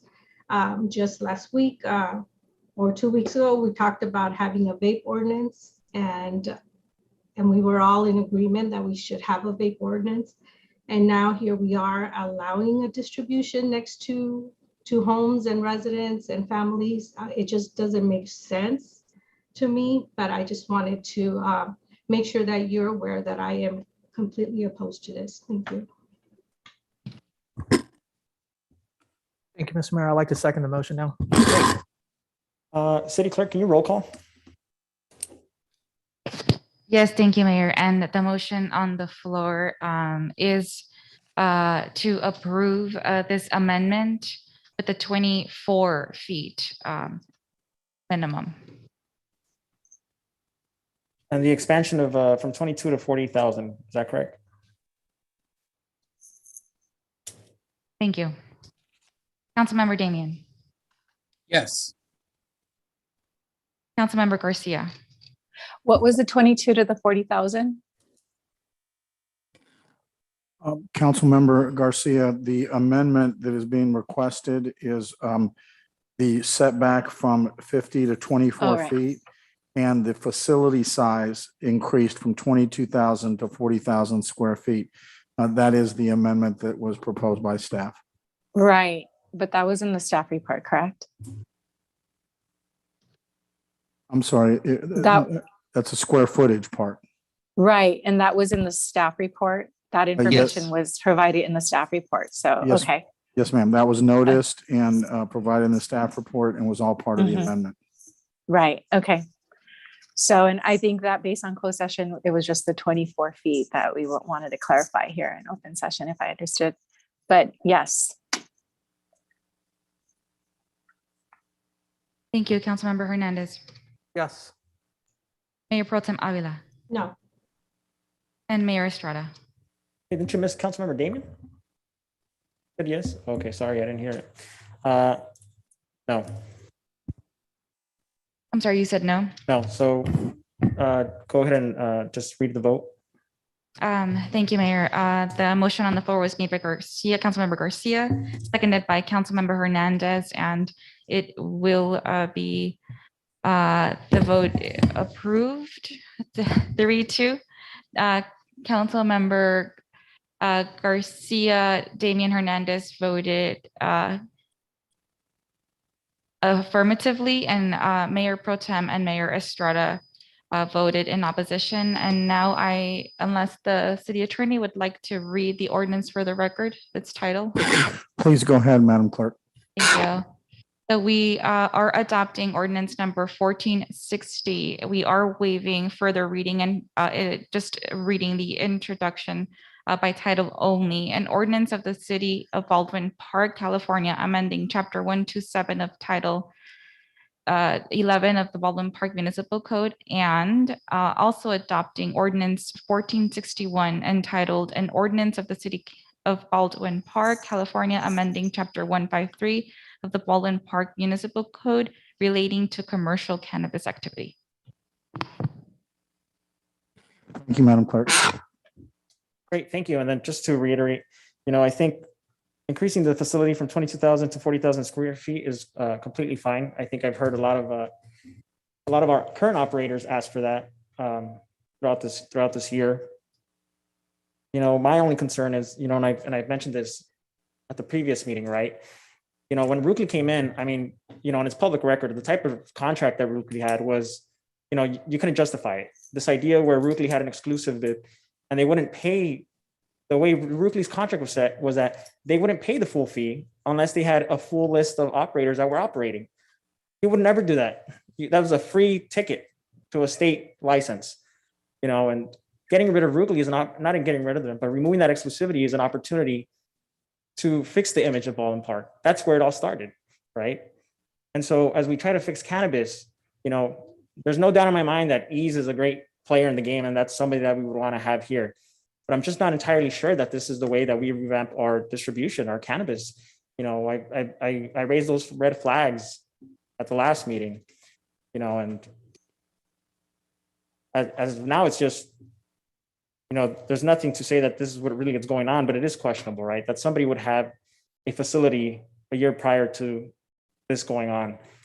The lease of that property goes way beyond when this became public, and this became public in March or late February.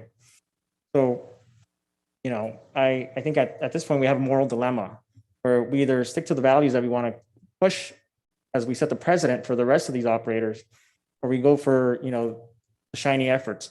So that's why it is my vote. I think that it's a complicated decision, but at the end of the day, I'd like to stick to my values as we move forward with cannabis. So at this moment, Mayor, we are moving. Yes, Councilmember Damian. Yeah, and just to address a comment that you mentioned regarding values, I took into consideration every pro and con regarding this decision that I made. And whether campaign contributions were donated or not, definitely they weren't donated to me. To me, that's not relevant, right? To me, I want to make sure that we are moving forward and that we're being fair to these business partners that are coming into our city, and that we're giving everyone the same development agreement, not giving someone one agreement and somebody else a different agreement. I also see the health of the finances of the city. And if we don't start progressing and moving forward to increase our revenue, we're going to see ourselves in deeper trouble. The Be Proud program is a whole different issue, but that's a program that costs the city millions of dollars. And now it's up to us to figure out a way how we're going to make up that revenue, that lost revenue. So for me, I also look at those aspects of it when making my decisions. But regarding my values, trust me, my values are intact, and I don't make a decision for any type of personal gain. Thank you, Mayor. Yes, great. Thank you. So moving on to a consent calendar. Is there any items council is looking to pull? I'd like to pull item number 9 and 10. And item number 13.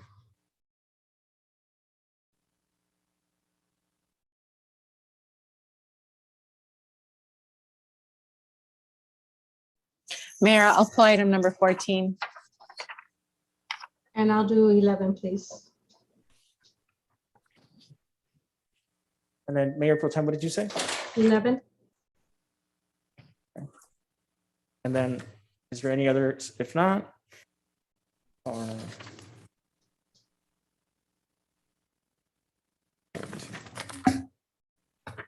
I'll make a motion to pass items 1 through 12, excluding items 9, 10, 11, 13, and 14. Can I get a second? Second. Any objections? Motion passes. And then I believe. I'm sorry, Mayor, we're going to have to do roll call. Oh, yes, go ahead. Roll call, please. Thank you. Councilmember Damian for the consent calendar with the exception of items 9, 10, 11, 13, 14. Yes. Councilmember Garcia.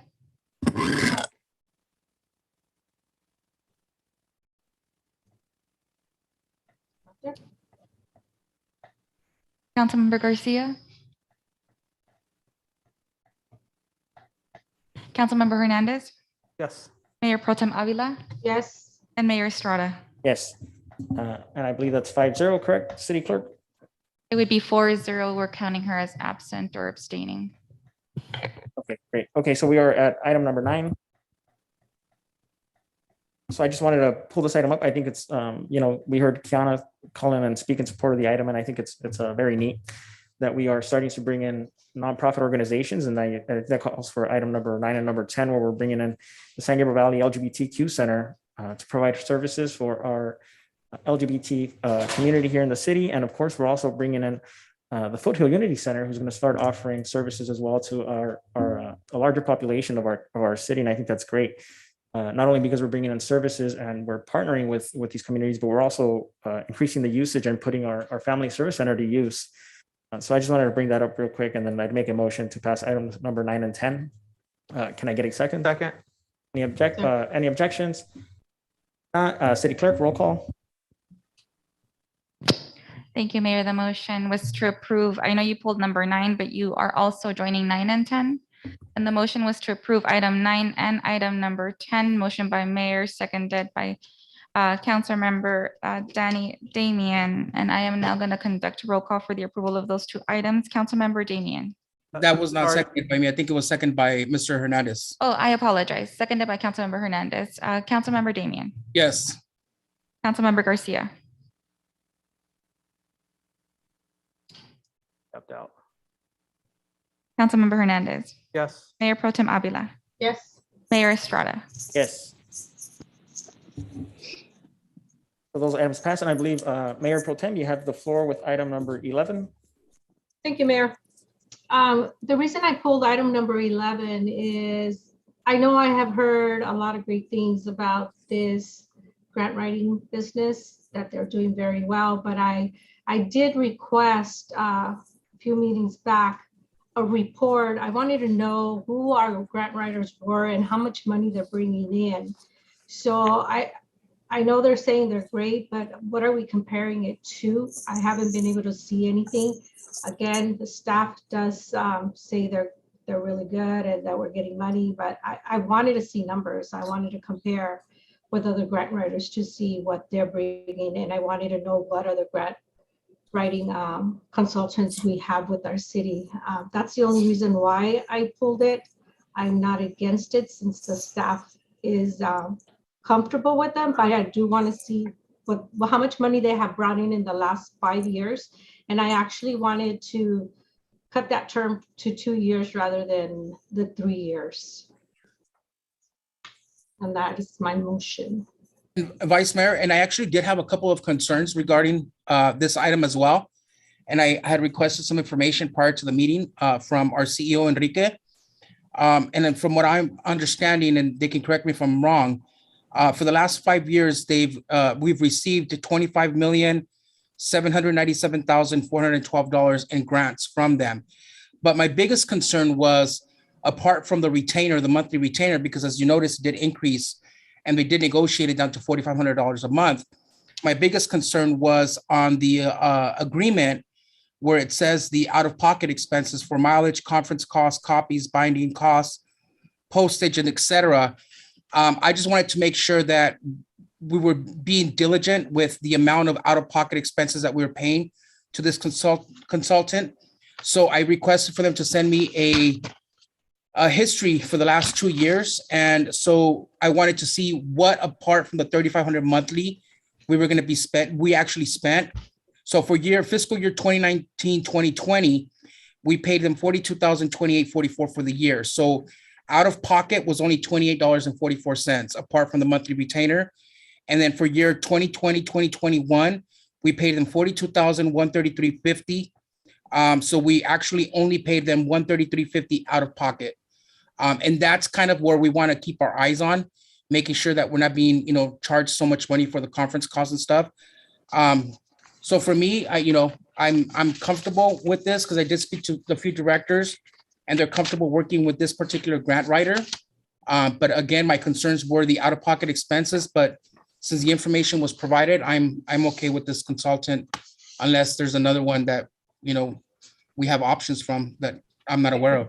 And that is my point, that I did request that information to give me a list of what other consultants we're using and how much money each one of them are bringing, and that has not been done.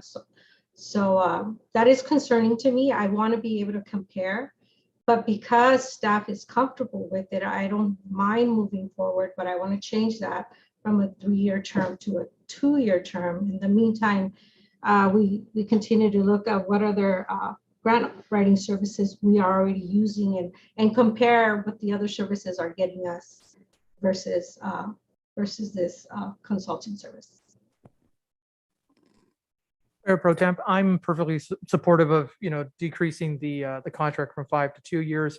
That's not a big deal. I mean, I think moving forward, as I've hired grant writers in the past, it's building those relationships, and more importantly, those grant writers having our voice as a city as they apply towards the various projects. As mentioned, with over $20+ million in past grants, I think they've certainly sufficed, and that I think it's also very important, as you mentioned, to understand who are others out there, right? Just for our ability, because depending on what type of grant that might be out there, maybe it does behoove us to have another grant writer to help with that or augment some of the work that we do, specifically perhaps even in and around the public safety side.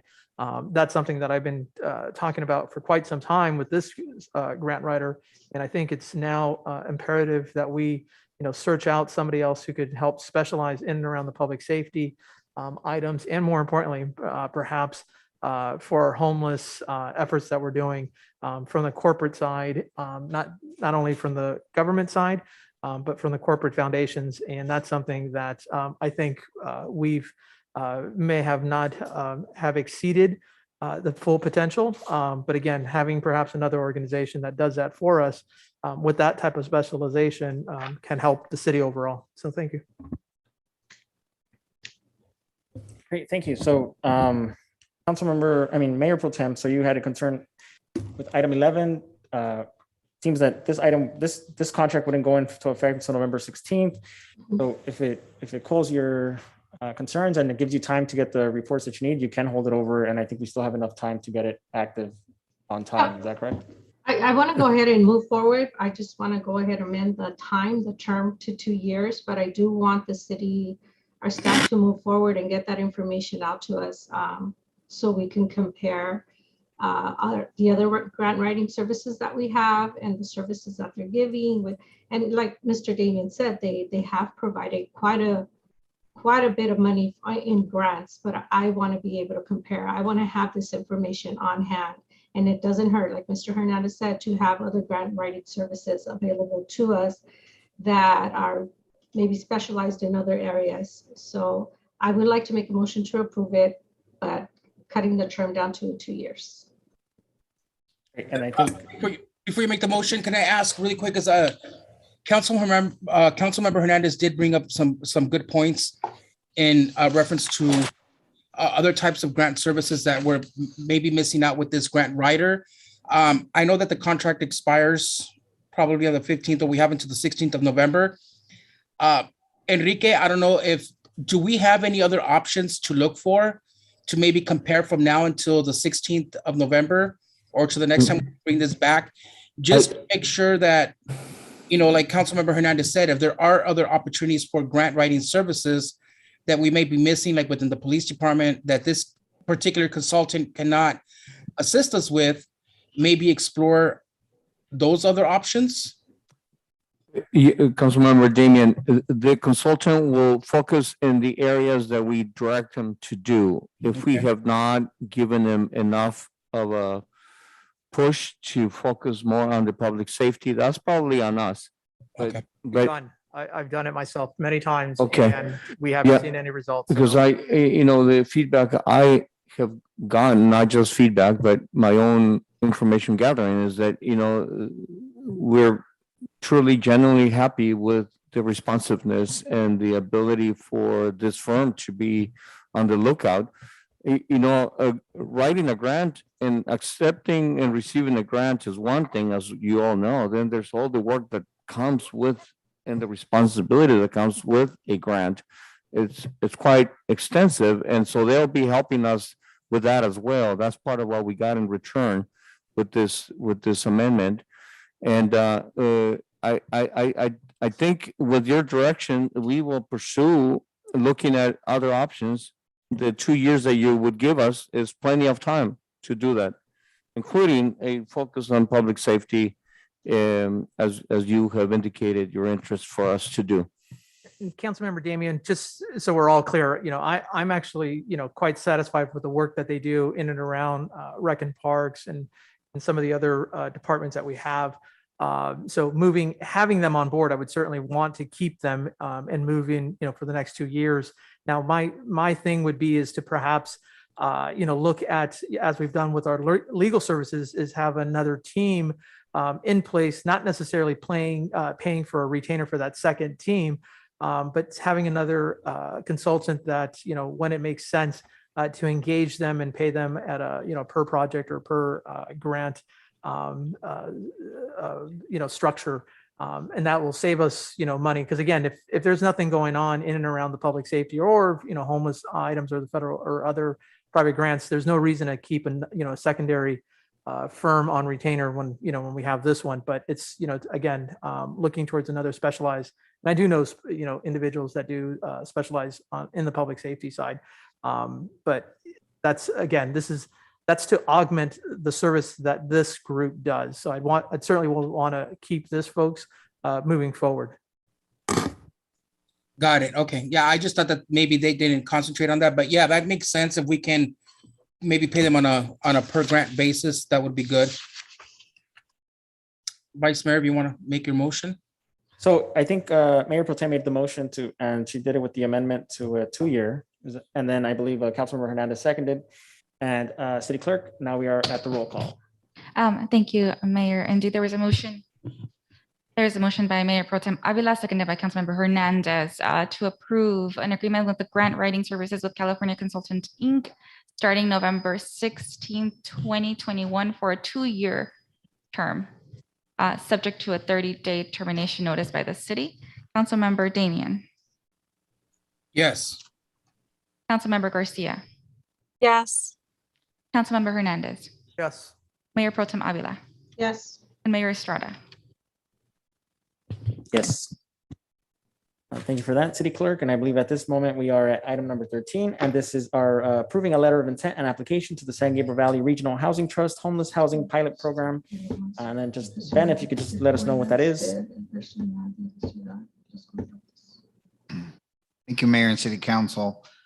The San Gabriel Valley Regional Housing Trust has released a number of funding opportunities. We've been eyeing the homeless pilot program application program. It is the program that they're using to fund other tiny home types of projects in other cities, and I think other cities are pursuing other tiny home projects after seeing our city's interest in doing so. But so we already did that, but another box we can check is adaptive reuse, as we've done so in this application. And this is a perfect fit for the property that we recently acquired at 13167 Garvey Avenue. So if we utilize this potential funding source of the homeless pilot program, and also other affordable housing funding, we have specifically, we have about $1 million in HUD Home American Rescue Plan funds. This is not part of the big 22 million. This is a separate fund that we receive from HUD that is specifically for these types of short-term housing homeless persons and families. So putting this all together, this is a letter of intent and preliminary application only. So apologize for kind of the lateness of it, but we're putting this together, the opportunity just arose, and I wanted to make sure the council at least had a chance to discuss it if they'd like. But the application has been put together. I distributed it earlier today, and it's very general, but it paints a picture of interest to house our local homeless families in Baldwin Park. And if there's interest in our application, then we'd move to another phase with them where they would really, ask more questions. We provide more information. This is just preliminary. It's a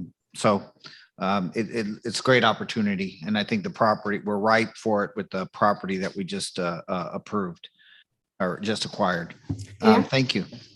Great, thank you. Yeah, yes, Mayor Pro Tem. And I just want to make sure, Ben, this is specifically to funding for our residents here in Baldwin Park, correct? Not for anybody in the San Gabriel Valley. Yes, if the question was if this is for Baldwin Park, yes, it is. It would be. Would be a Baldwin Park program.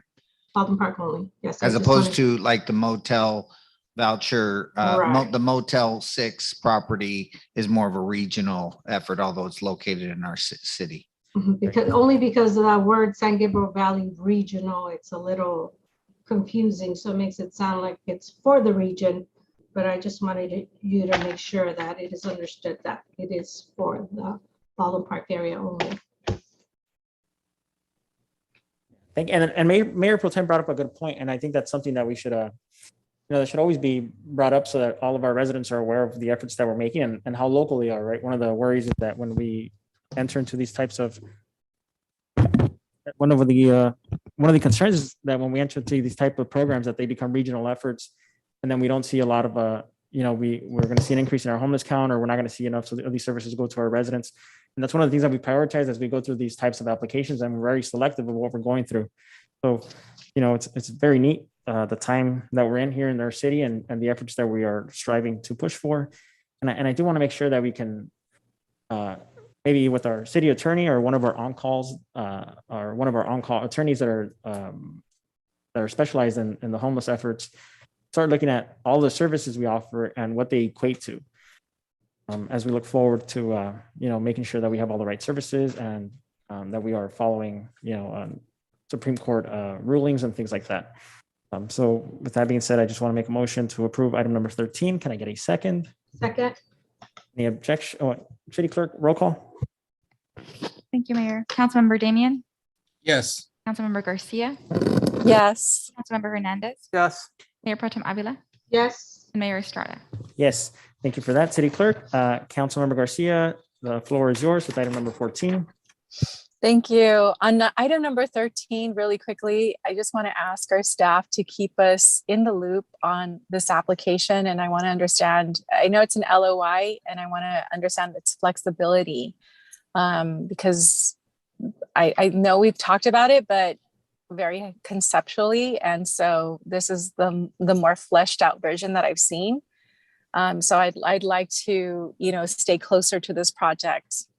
So please, staff, if you can help us do that.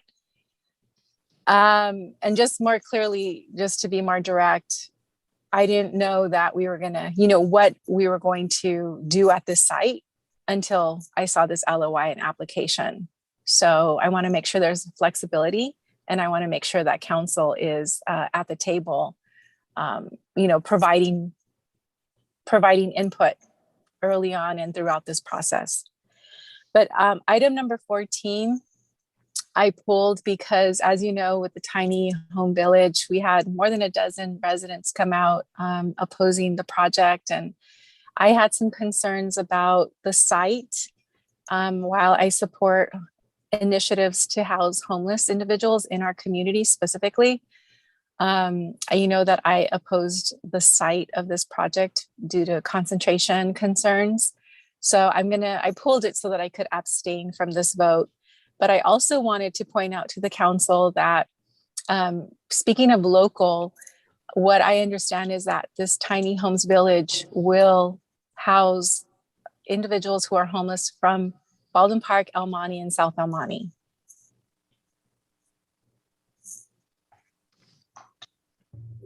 I'm not entirely sure that this is a effort with the Tri-Hort, but if that would be because the city council joined the Tri-Hort, I think last year or something. But Ben, could you speak to that? I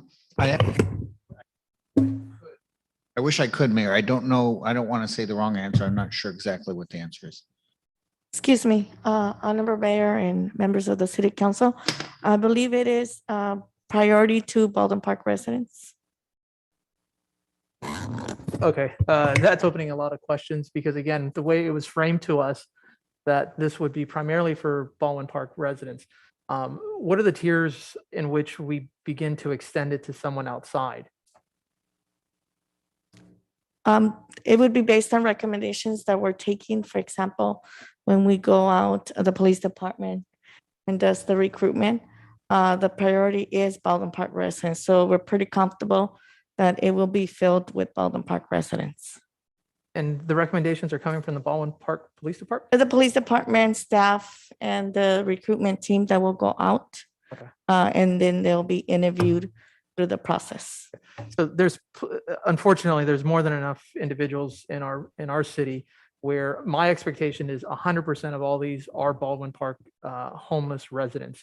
That is what we've shared with our neighbors, especially in and around that area.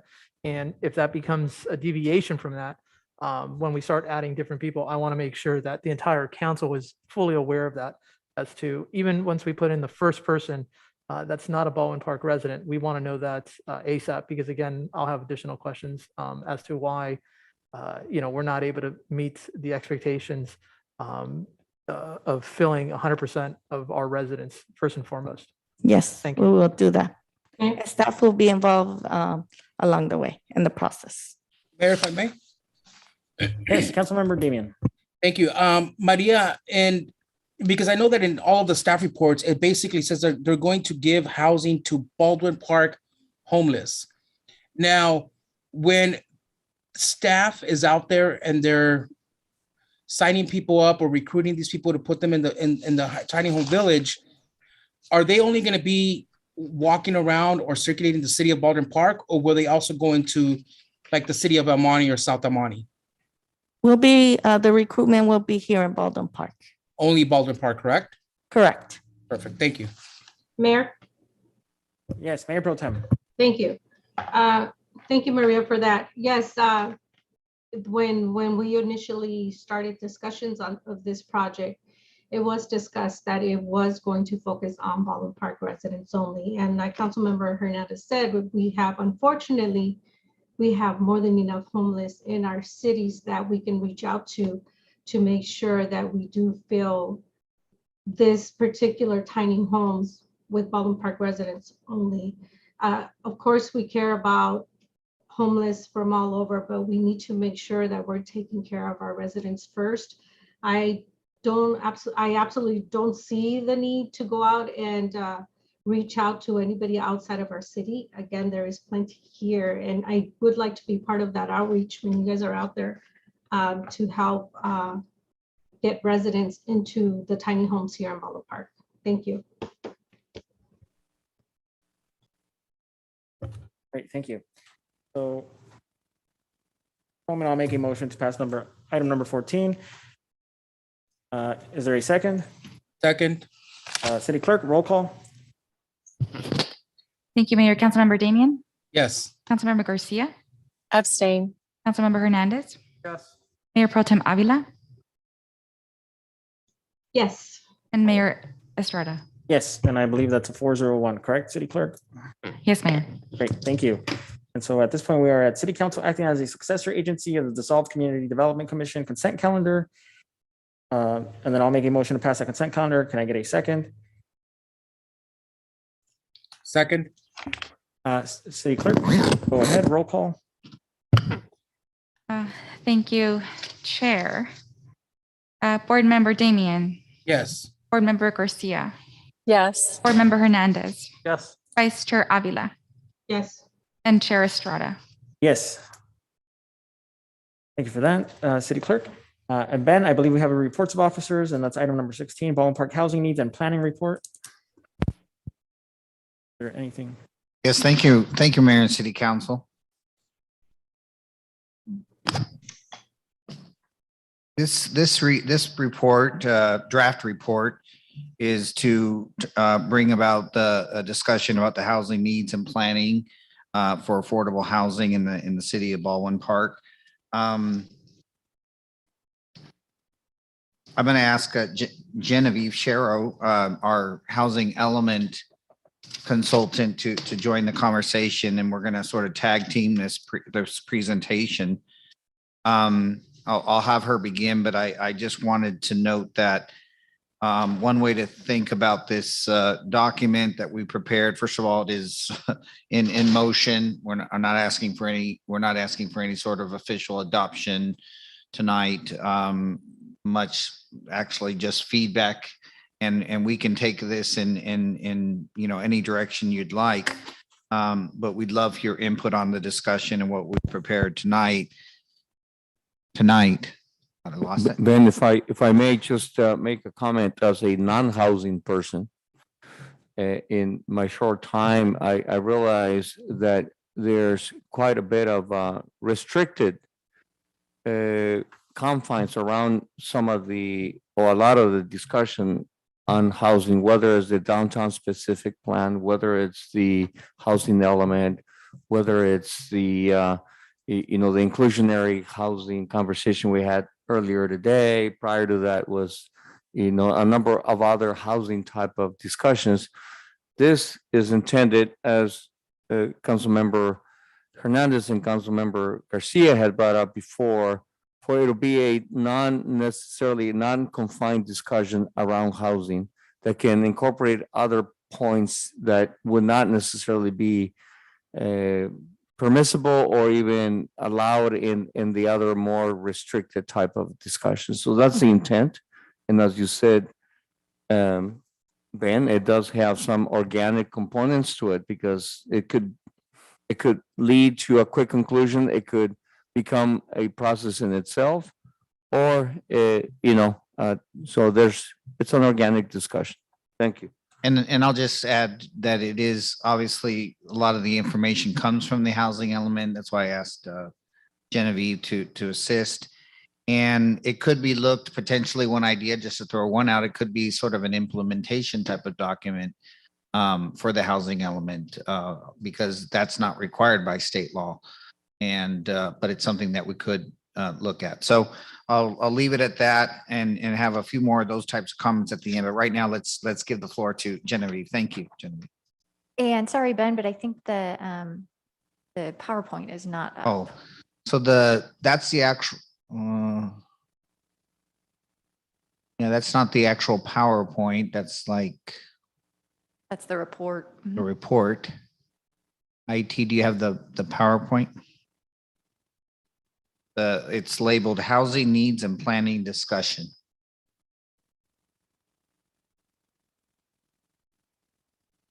Oh, and while IT is working on that, I wanted to remind the mayor and city council and the general public that the joint planning commission and city council public hearing or discussion on the housing element is still set for next Wednesday, October 27th. Genevieve will, I think, be here. October 27th, next Wednesday at 6 p.m. right here. And again, Planning Commission, City Council joint workshop on the housing element. Thank you. Well, I'll start with just good evening and thank you for having me here tonight, Mayor and council members. So as Ben introduced the topic, this night we have presented a short report to you, and I'd like to just summarize it very briefly. There's some basic housing facts, the population and housing facts for Baldwin Park that kind of set the context in the report. We bring back the housing element survey that we did and talk about some of the key findings from that survey. And then kind of we're weaving in some of the larger housing and population trends to kind of think about that in the context. Because what we're really trying to do is just really kind of hone in on what are the major housing needs in Baldwin Park and what are the housing costs for building affordable housing and what are the funding sources that are available to Baldwin Park today. So I have a couple of great graphics, but I'm just going to walk you through it without those. So just to start at the top, in Baldwin Park, there's about 18,000 housing units. So every unit is either an apartment or a house. That's what we call it, a housing unit. And in Baldwin Park, most of the housing is a single family house. About 71% of housing is single family in Baldwin Park. And that's more than throughout the region. In the region of Los Angeles, it's a little less than half. So there's a lot more multifamily in some of the other jurisdictions around. So our housing stock's a little less diverse. One of the things that is something to consider is the regional housing needs allocation that we're looking at through the housing element. And so that is a state mandate to look at and accommodate what the state has defined as the local housing needs. And that the state and the local Southern California Association of Governments has identified a need for Baldwin Park of 2,001 new housing units over the next 8 years. And many of those units are needed for the lower income categories. 43% of those units are needed in the lower income categories. Some of the kind of regional factors that we need to think about: decreasing vacancies. So there's not a lot of vacant units out there at the same time that rents are going up. So it's a lot harder for folks to find a place that they can afford to live in. We also have, as was mentioned in the previous item, homelessness continues to be a regional and local national problem, national issue. In Baldwin Park, the last point in time homeless count identified 267 Baldwin Park residents that are homeless, which is 7% of the homeless population in the San Gabriel Valley. At the same time, home prices have really gone up a lot. They've doubled in the San Gabriel Valley in the last decade. Median home prices in Baldwin Park are in the 600,000s, slightly less than the LA County at large, but still significantly higher, certainly than 10 years ago. 44% of Baldwin Park residents are considered housing cost burdened, meaning they're spending more than 30% of their income on housing costs.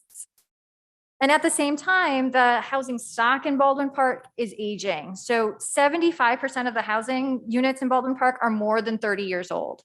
And so at about 30 years, housing tends to need some kind of improvements and renovations to really keep it from falling into any kind of disrepair. A full half of the housing stock in Baldwin Park was constructed between 1950 and 1969. We also have a number of our local residents who are living in overcrowded conditions, 15% of owners and 26% of renters. So that's kind of some of the baseline information. That information is also provided in the housing element. But as Ben said, the housing element tends to be quite tailored towards state law, and it's kind of a new HCD, the Housing and Community Development Department at the state actually has said that it is a contract with the state, less of a local policy document than a contract with the state. So that's why we're kind of talking tonight in a larger context. The housing element, we did do some parallel work for a housing survey. In that survey, 110 folks in Baldwin Park did complete the survey. This was back about almost a year ago, last November, December. And folks identified the housing types that are needed most in Baldwin Park. Number one was felt to be single family homes. And secondarily was housing with supportive services, like services that'll help people get job training, other social services that you might find for formerly homeless folks. Folks also identified the need for larger homes with more bedrooms, as well as senior housing. We also heard of housing concerns. The number one by far concern in the housing survey was that folks really wanted to ensure that their children who are growing up in Baldwin Park could afford to live here as adults. We also heard needs for rehab of older housing stock and the needs of homeowners who were at risk of defaulting on their mortgage. So just in general, some of the kind of housing trends that are prevalent for really throughout the region and really quite throughout the country there are 6 items that I wanted to kind of touch on. One is young professionals. So young professionals certainly have a range of needs and different types of housing that folks would like. But in general, we see some trends that young professionals are looking for locations near amenities with generally often less parking and often smaller unit sizes. We're also seeing the demand rising for senior housing. So by 2050, the population of seniors in the United States will double. We know that we need to accommodate the changing needs of seniors as they age. So be that accessibility in their homes, be that the more need for assisted living facilities or smaller units as folks downsize. Housing costs are significantly higher throughout the region and wages have not kept up. So this makes it harder for folks to maintain enough income to support the market rents and certainly to achieve home ownership if they haven't already been able to do that. Construction and labor costs are on the rise. They have been kind of skyrocketed in the last year. So that has also helped escalate housing costs. There is also a growing trend for what's called affordability by design. So smaller units that are affordable by virtue of being smaller. So these are maybe an accessory dwelling unit or a duplex or a triplex. This is also sometimes referred to as the missing middle. And then another trend that we can't forget about, of course, is COVID, which certainly caused worldwide disruption and the resulting temporary rental assistance that was allocated is kind of petering out at this point. So that did really prevent a lot of folks from becoming homeless, spreading more COVID. So that's something to consider as we kind of move out of that stage as well. So in general, there's, let's see, 8 kind of top housing needs that we identified. rental housing units for lower income folks, both large units and smaller units to accommodate the larger overcrowded conditions, as well as some of the smaller household types. New ownership housing and first-time homebuyer programs.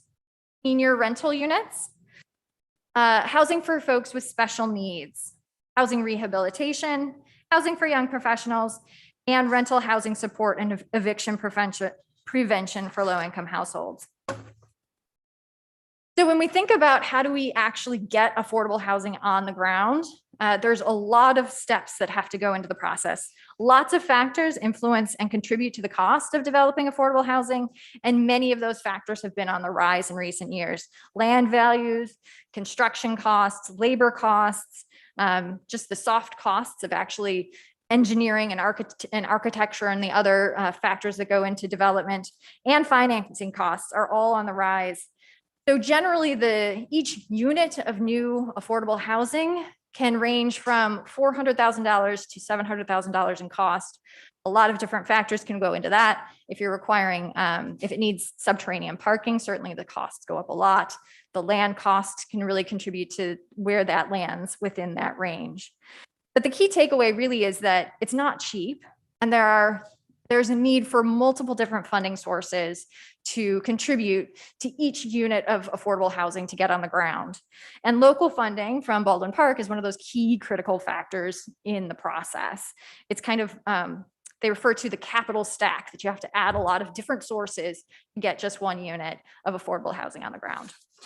So I think Ben has, Ben, did you want to jump in with the table that kind of ends the report too? We could pull that up from the report if you'd like. Thank you, Genevieve. So we put together a draft table, and summarizes the available funding, the number of, this is a large table and a lot of funding sources. And since we're not looking for any sort of approval or direction tonight, I won't go through each funding source, but needless to say, there is a variety of funding sources here, mostly from HUD, the federal government, also the Housing and Community Development Department from the state. There's also some funding, local funding sources here, some of them COVID related, and some of them not. And when you take these funding sources, resources that are available to the city, and you address them towards the targeted needs that we put in the table, we see some outcomes. And I totaled some of these outcomes, and this is very it's just planning, just providing ranges. Yes, we have allocated some of, for instance, our home federal funds at the top of the table to Habitat for Humanity. We just did that at the last meeting for $284,659. So we know for sure we're going to see some outcomes on that, but we still have over 2.2 million in unallocated home investment funds from HUD. So we're going to be looking for a place to invest those in the near future. But when you look at all of these funding sources and where they're going to, we could potentially achieve anywhere, from 100 to 150 new units of housing. We're certainly assisting potentially well into the 700 range of what we call project-based tenant vouchers and project-based project vouchers. These funding sources also, as we talked about tonight, and go for short-term housing, providing shelter beds. These fundings also could go to a rental assistance, and also supporting families to stay in their homes and avoid eviction. So the short of it is that there's a lot of needs out there. We address the needs in the report, and we have funding sources to meet those needs. Are we ever going to completely solve the problem of housing? No. We don't have the resources, but we can do a lot. And what I found in my experience in working in this field for a number of years is that we need to build this housing. We need to utilize these resources, build this housing, and more will come. It's a simple thing. More will come. If we never start building housing, affordable and market rate, everything from helping the poorest of the poor all the way up to the market rate. If we don't ever build any housing, more will not follow. So I think this document, if I may humbly say, I think after we continue to work on it and get the council's input, maybe it could become a type of implementation plan and a guide, because we have a good variety of housing resources here, and there's more that we can apply for. For instance, Cow Home, a new grant opportunity that we're talking to our grant writing consultant about. So I'll just end with the fact that in the last table, that again, this report can go in many different directions. We can look at property ownership trends, mixed income types of communities. We can look at areas of disproportionate need and also specific sites throughout our city that are not part of the housing element discussion, but churches and that is a little bit part of the housing element discussion, but also other topographical, geographical areas in our city that might best suit new housing. So we welcome the input, and we thank you for your attention.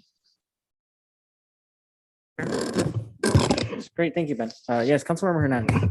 Thank you, Mr. Mayor. Ben, Genevieve, and staff, thank you very much for doing this. Obviously, as noted, this is something that we've been asking for, myself and other my colleagues, Councilmember Garcia and others. The one thing I will say is, obviously the highlights that you mentioned, are not necessarily new to us, but it just, again, reaffirms what it is.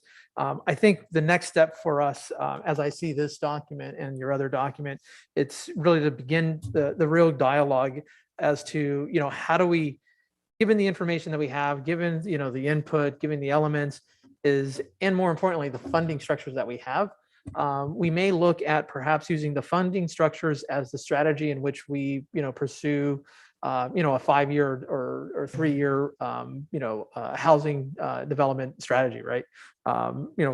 Again, there's various product types that we need to provide for all the various folks, either market rate, low income, and so forth, as Ben mentioned. But one thing I would like to do is perhaps at a study session where we can, dive in, absorb this a little bit more. But again, as we look forward, is what are we trying to solve, right? And again, what's going to help us to some degree is the funding resources that we have and allocated now. Is how can we apply those funding sources over a period of time of 3 to 5 years, as any strategic plan would be. Maybe only 3 years, right? Because after 3 years you do it again, and use that as our guide, maybe as a pathway to start. So that way we as a council are able to have an overall aspect and view as to where we want to be going and how we're going to go. So when there are new properties that come available, this here essentially acts as a roadblock, as a road guide for us to then purchase those type of properties, right? Because again, understanding where we want to go makes sense for us to then be able to backfill that with the various properties that will come available over time, right? Not necessarily now, but over the next year and 2 years and 3 years and vice versa. I think that will help us develop a strategy, and a strategy I think that the council itself could, build upon, instead of the piecemeal approach that personally I feel that we've been doing. And I like to step away from that, to be able to, have more of a systematic approach as to how we, allocate the limited funds that we have, for unfortunately a finite problem that we're facing. Thank you, Mr. Mayor. Great, thanks. And so I think one of the issues here is that we don't have the money we thought we had, right? We kept talking about $12 million liquid, which is not the case. So one of the things that I think that we have to do is go through these funds and then figure out what we can actually do with them. Because I see that some of these are vouchers. And so I don't think that that would actually pertain to buying out land specifically. I think it'd be more for projects, or depending on the type of voucher that it is, we might have to give it to somebody for them to go and find a rental. So Mayor, just one comment on that one particular item. It could lead to a land acquisition by a developer in concert with our assistance, because if it's a voucher that's project-based, we could allocate that to like a new construction project, and that could lead to a potential acquisition. There's a lot of directions here. So yeah, so thank you. So yeah, so I think it would be beneficial to have a breakdown on a lot of the funds that we do have now, and understand how they can be used and how they can't. But other than that, thank you, Ben, for doing this. I think it's important, as we navigate housing, and, we take multiple and different approaches to this. And thank you to staff for taking the time on the presentation. Does any other council member have any questions or comments, concerns? Yes, I do. Yes, Councilmember Garcia. Yeah, thank you. So Ben, I want to thank you for putting this together. I think it's part of a strategic vision that is developing here on the council, and knowing the funding sources that are available are at the foundation of that strategic vision.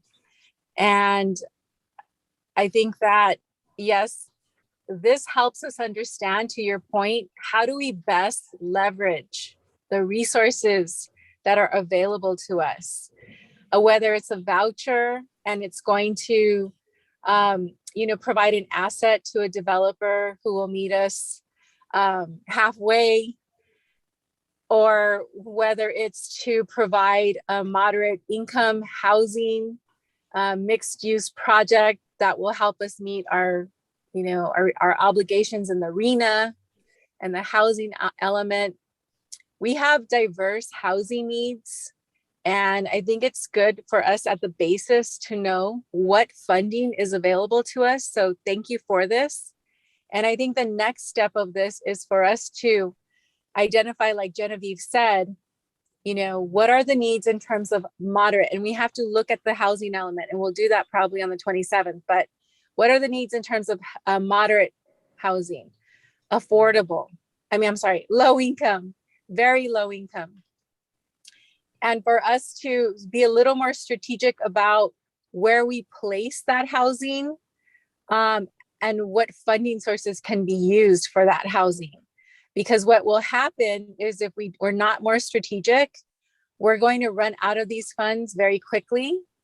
And we may not even get, even a small percentage of the goals, or meet the small percentage of the goals that we're obligated to meet.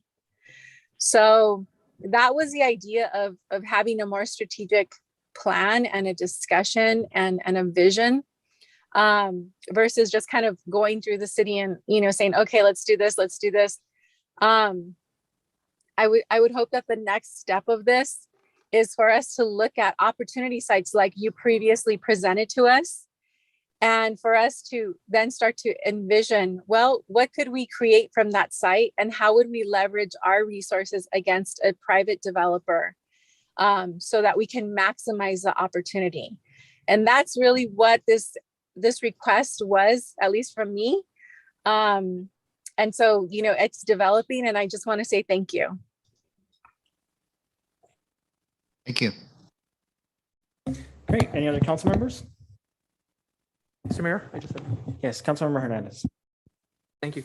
Ben, just really quickly, in the presentation that you have, it's hard for others in the audience, but it says $22 million. Can you just kind of clarify what that $22 million, or how that's, it says available funds. Is that available funds that we can draw down today, tomorrow? How's that work? Yes, thank you. That's a great question. And after sending this draft report to the council, I wanted to put a new name on that available funds title, maybe call it like allocated, unallocated funding. So it's not, it's and also I would say, like, fund name, I might write type of fund. So there's a little touch-ups I want to do to this. But the 22 million does represent, like I said, the HUD, HCD, and other funding And most of these funds, a portion of these funds are entitlement funds. We get them every year from HUD. We're an entitlement city, so we get our home investment funds, our CDBG funds, our Section 8 voucher funds. But there's been a lot of funding here lately that has been special. This program called Permanent Local Housing Allocation is a brand new program. We got funding through there. The Emergency Housing Vouchers, brand new program. The opportunity to convert and potentially expand the McNeil Manor, which is currently a public housing development that's been in our city many years, just 12 units for extremely low income seniors. The possibility to bolster that project is also listed here. And so some of these are funds available, but some of them are more even just opportunities. Yeah, I can explain that more, in a further version of the report. But there's other resources we can be chasing. And there's a lot to be done there. We can have these kinds. We can have a workshop with nonprofit the developers, and talk about the resources that they can bring and get their input. So there's a lot that can be done, and this is I look at it as just the beginning. Okay, no, I appreciate that. And then just, as you go through this draft document, you do add that column of what's, as you mentioned, is what's entitlement funds, which, we are able to get every fiscal year. And then, you have another, you have a column there that says funding amount, which essentially breaks out almost to the same amounts that you have under available funds. So I don't know if that's necessarily needed, but if you could just kind of clarify that as we move forward. Thank you. And if I can just kind of explain that one a little bit. So when the funding amount is broken out in the funding amount column, the intent was that it's reflective of the column to the left of that and the program or topic or whatever that particular one is. So for instance, on the first one, it was Habitat has this much. To be determined, it's unallocated. So it was just trying to where that funding, we did have some information about where that would end up. We wanted to show you kind of where that was already allocated, but not clear the way that it is right now. Right, and I'm sure it's always a moving target year after year. So just again, what would also probably be helpful is not only what we have now, what's anticipated for this fiscal year, and what's most importantly, what's anticipated, maybe if it's possible to project out for the next 2 fiscal years, right? Because that's going to, again, help us as we go through the discussion as to, how we're trying to leverage, all the various things. And I certainly, that's a good suggestion of bringing in the nonprofits and the private, if that's available, to the conversation as we try to leverage all of everyone's resources. Yes, council member, thank you for your comments. And I think we have enough resources here to attract some attention from the not-for-profit development community and to our city. And because I still think in general, Baldwin Park we're still a little bit, we're at the beginning stages of our housing growth, affordable housing. We've done some projects, but we can do more. And some of that nonprofit development community don't know us as well as they should. So that type of opportunity and showing off what we have to offer and in a setting where we can discuss our needs and how we want to partner, we want to leverage, want to work together. I think that's we have the makings of something like that in the future. Thank you. Mayor? Yes, Mayor Pro Tem. Thank you. Thank you, Ben, for this is a good presentation. I'm really excited about this, and the clarification of those numbers, yes, that would make a lot more sense. Do you have any nonprofits in mind at this time? Did you hear me? I'm sorry. You asked if we had any nonprofit developers in mind. Well, Cesar Chavez is one that is working with us on a project, Retirement Housing Foundation. Those are 2 projects that are essentially listed in this table that we have ongoing projects that have now essentially been funded. They are going to be built. If we haven't shouted that out enough yet, we certainly will, because they're 2 developments in our downtown that will help, that will house low-income seniors and families, and they're essentially funded. They're essentially green lighted. They've gotten local funding. They've applied for grants and other funding sources and have been successful, and they're going to move forward. We also have another nonprofit with Habitat, this relationship that's in the beginning stages, and a lot to happen there. So there's many out there, many groups out there. And when I started in this work 25 years ago, we were building capacity for nonprofit developers to get into this business because there just weren't any. There were none. The private developers would do some on the side, but there were no nonprofit builders. Now there's probably hundreds. So especially in this county. And I'm So, sorry, I should have thank you. rephrased that different because I know you do have some here. I should have said aside from what we already have going. Do you have any others that you are looking to bringing in?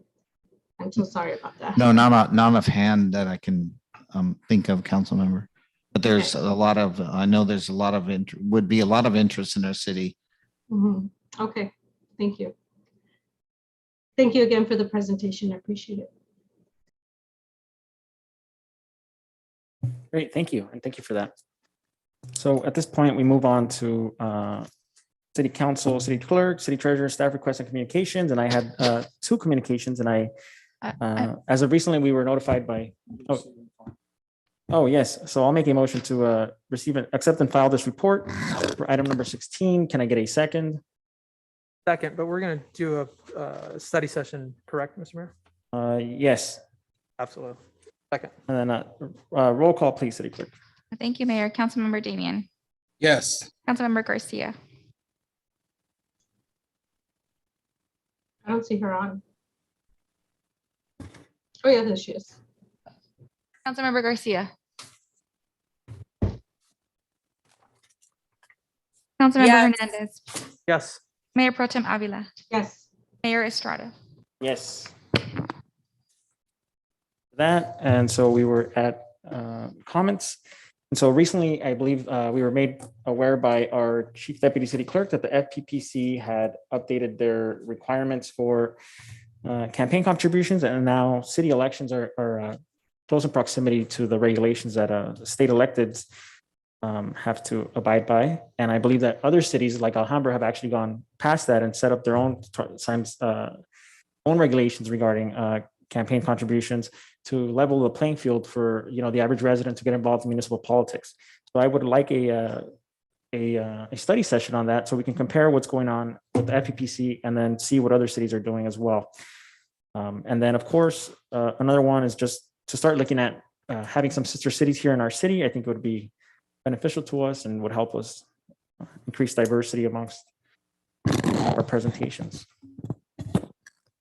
On Sister City there, I think actually Marie, our treasurer, her husband actually started Sister City quite some time. I think it's unfortunately, I think over time it's kind of died off, but that's a good suggestion to bring that back up on that. Yeah, I did hear about that. So definitely want to double check, see what's going on with that, and if we can bring it back, I think it'd be neat. Mr. Mayor, I have an item.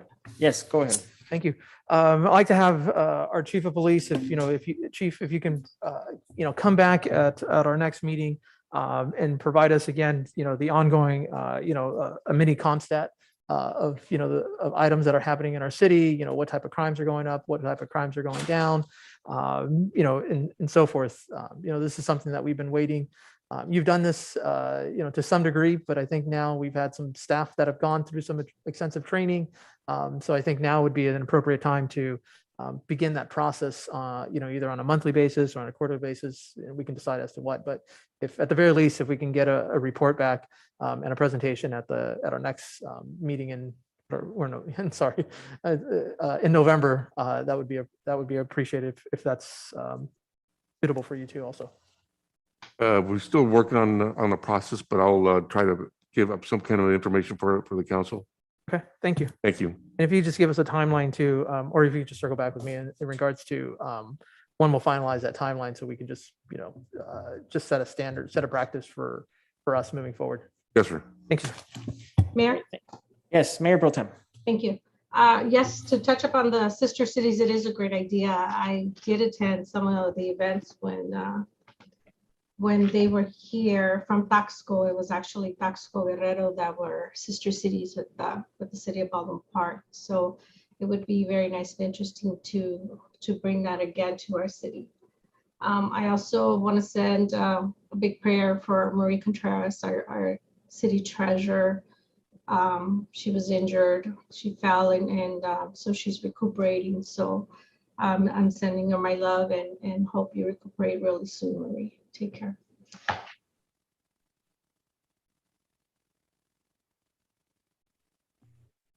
Great. Thank you, Mayor Pro Tem. And I join you with that. We're all hoping and praying that our city treasurer recovers and reaches full health so she can come back and join us here at the chambers. I know that that's what she always enjoys coming here. And we enjoy having her here. So it's a little bit different without her here. Yes, absolutely. Best wishes to her in her recovery. And so at this moment, yes, Mayor Pro Tem? Sorry, Ben, I just wanted to remind you, I had talked to you about Hollywood housing in the past. I don't know whatever happened with that when I asked to bring them over and do a presentation. I know they did a presentation. I don't know what happened from there. So if you can circle back.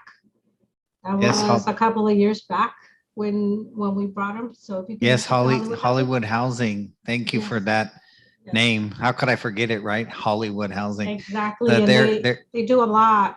Yeah, they do a lot. And, we had that meeting with them and then we invited them on a tour. They kind of passed on that for a while, but I'll reach back out to them. That's a good name to remember and think of. Thank you. Right. They have that project we went to. Okay. Thank you, Ben. Just wanted to remind you.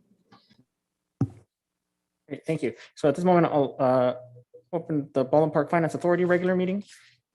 And I believe we have a consent calendar, so I will make a motion to pass that consent calendar. Can I get a second?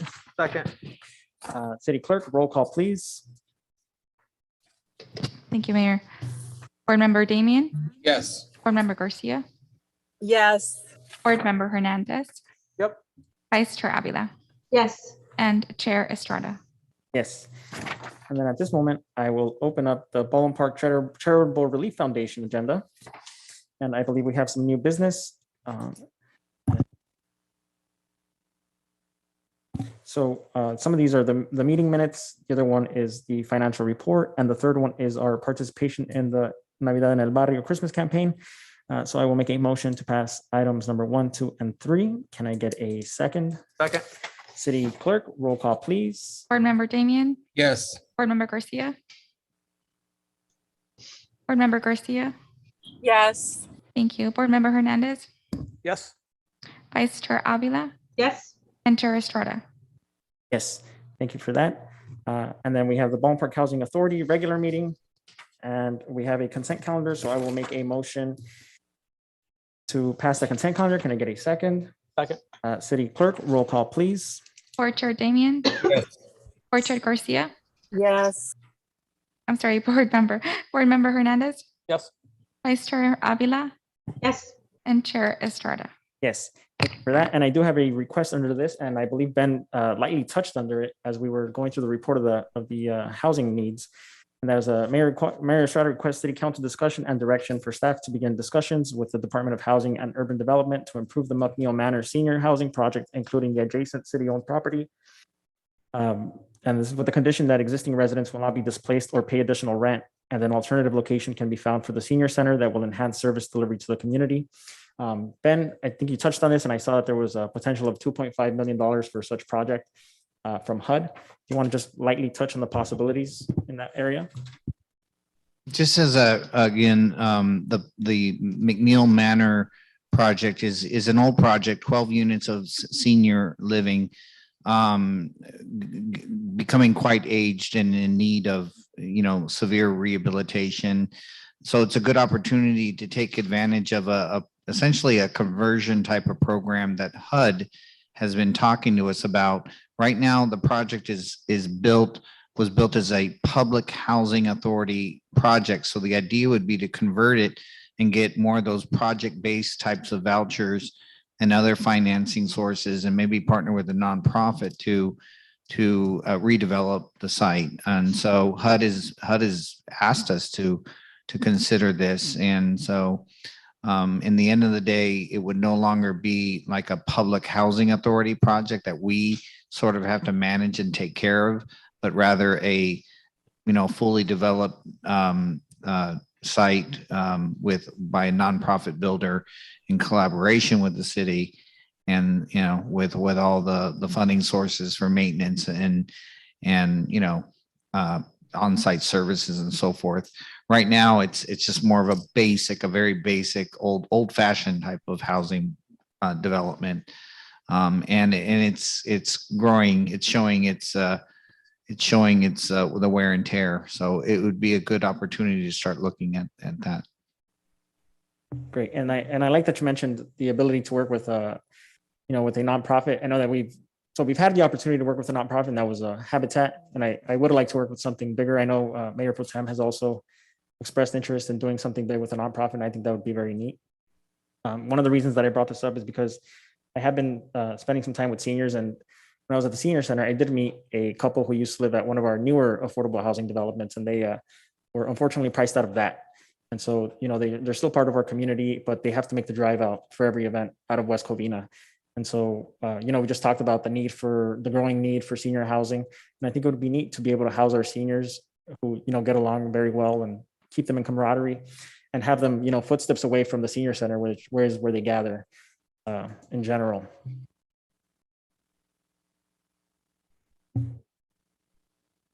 I don't know if council has any. Mayor? Yes, Mayor Pro Tem. I think that is a wonderful idea. You're right. There is, I did hear of that couple that travels from West Covina to come and attend. But definitely our seniors, we're here because of our seniors, and we need to show them how much we care and how much we appreciate them and want for them to do well and live comfortably. A lot of them don't have any family taking care of them anymore, and it's just either one person living by themselves or a couple.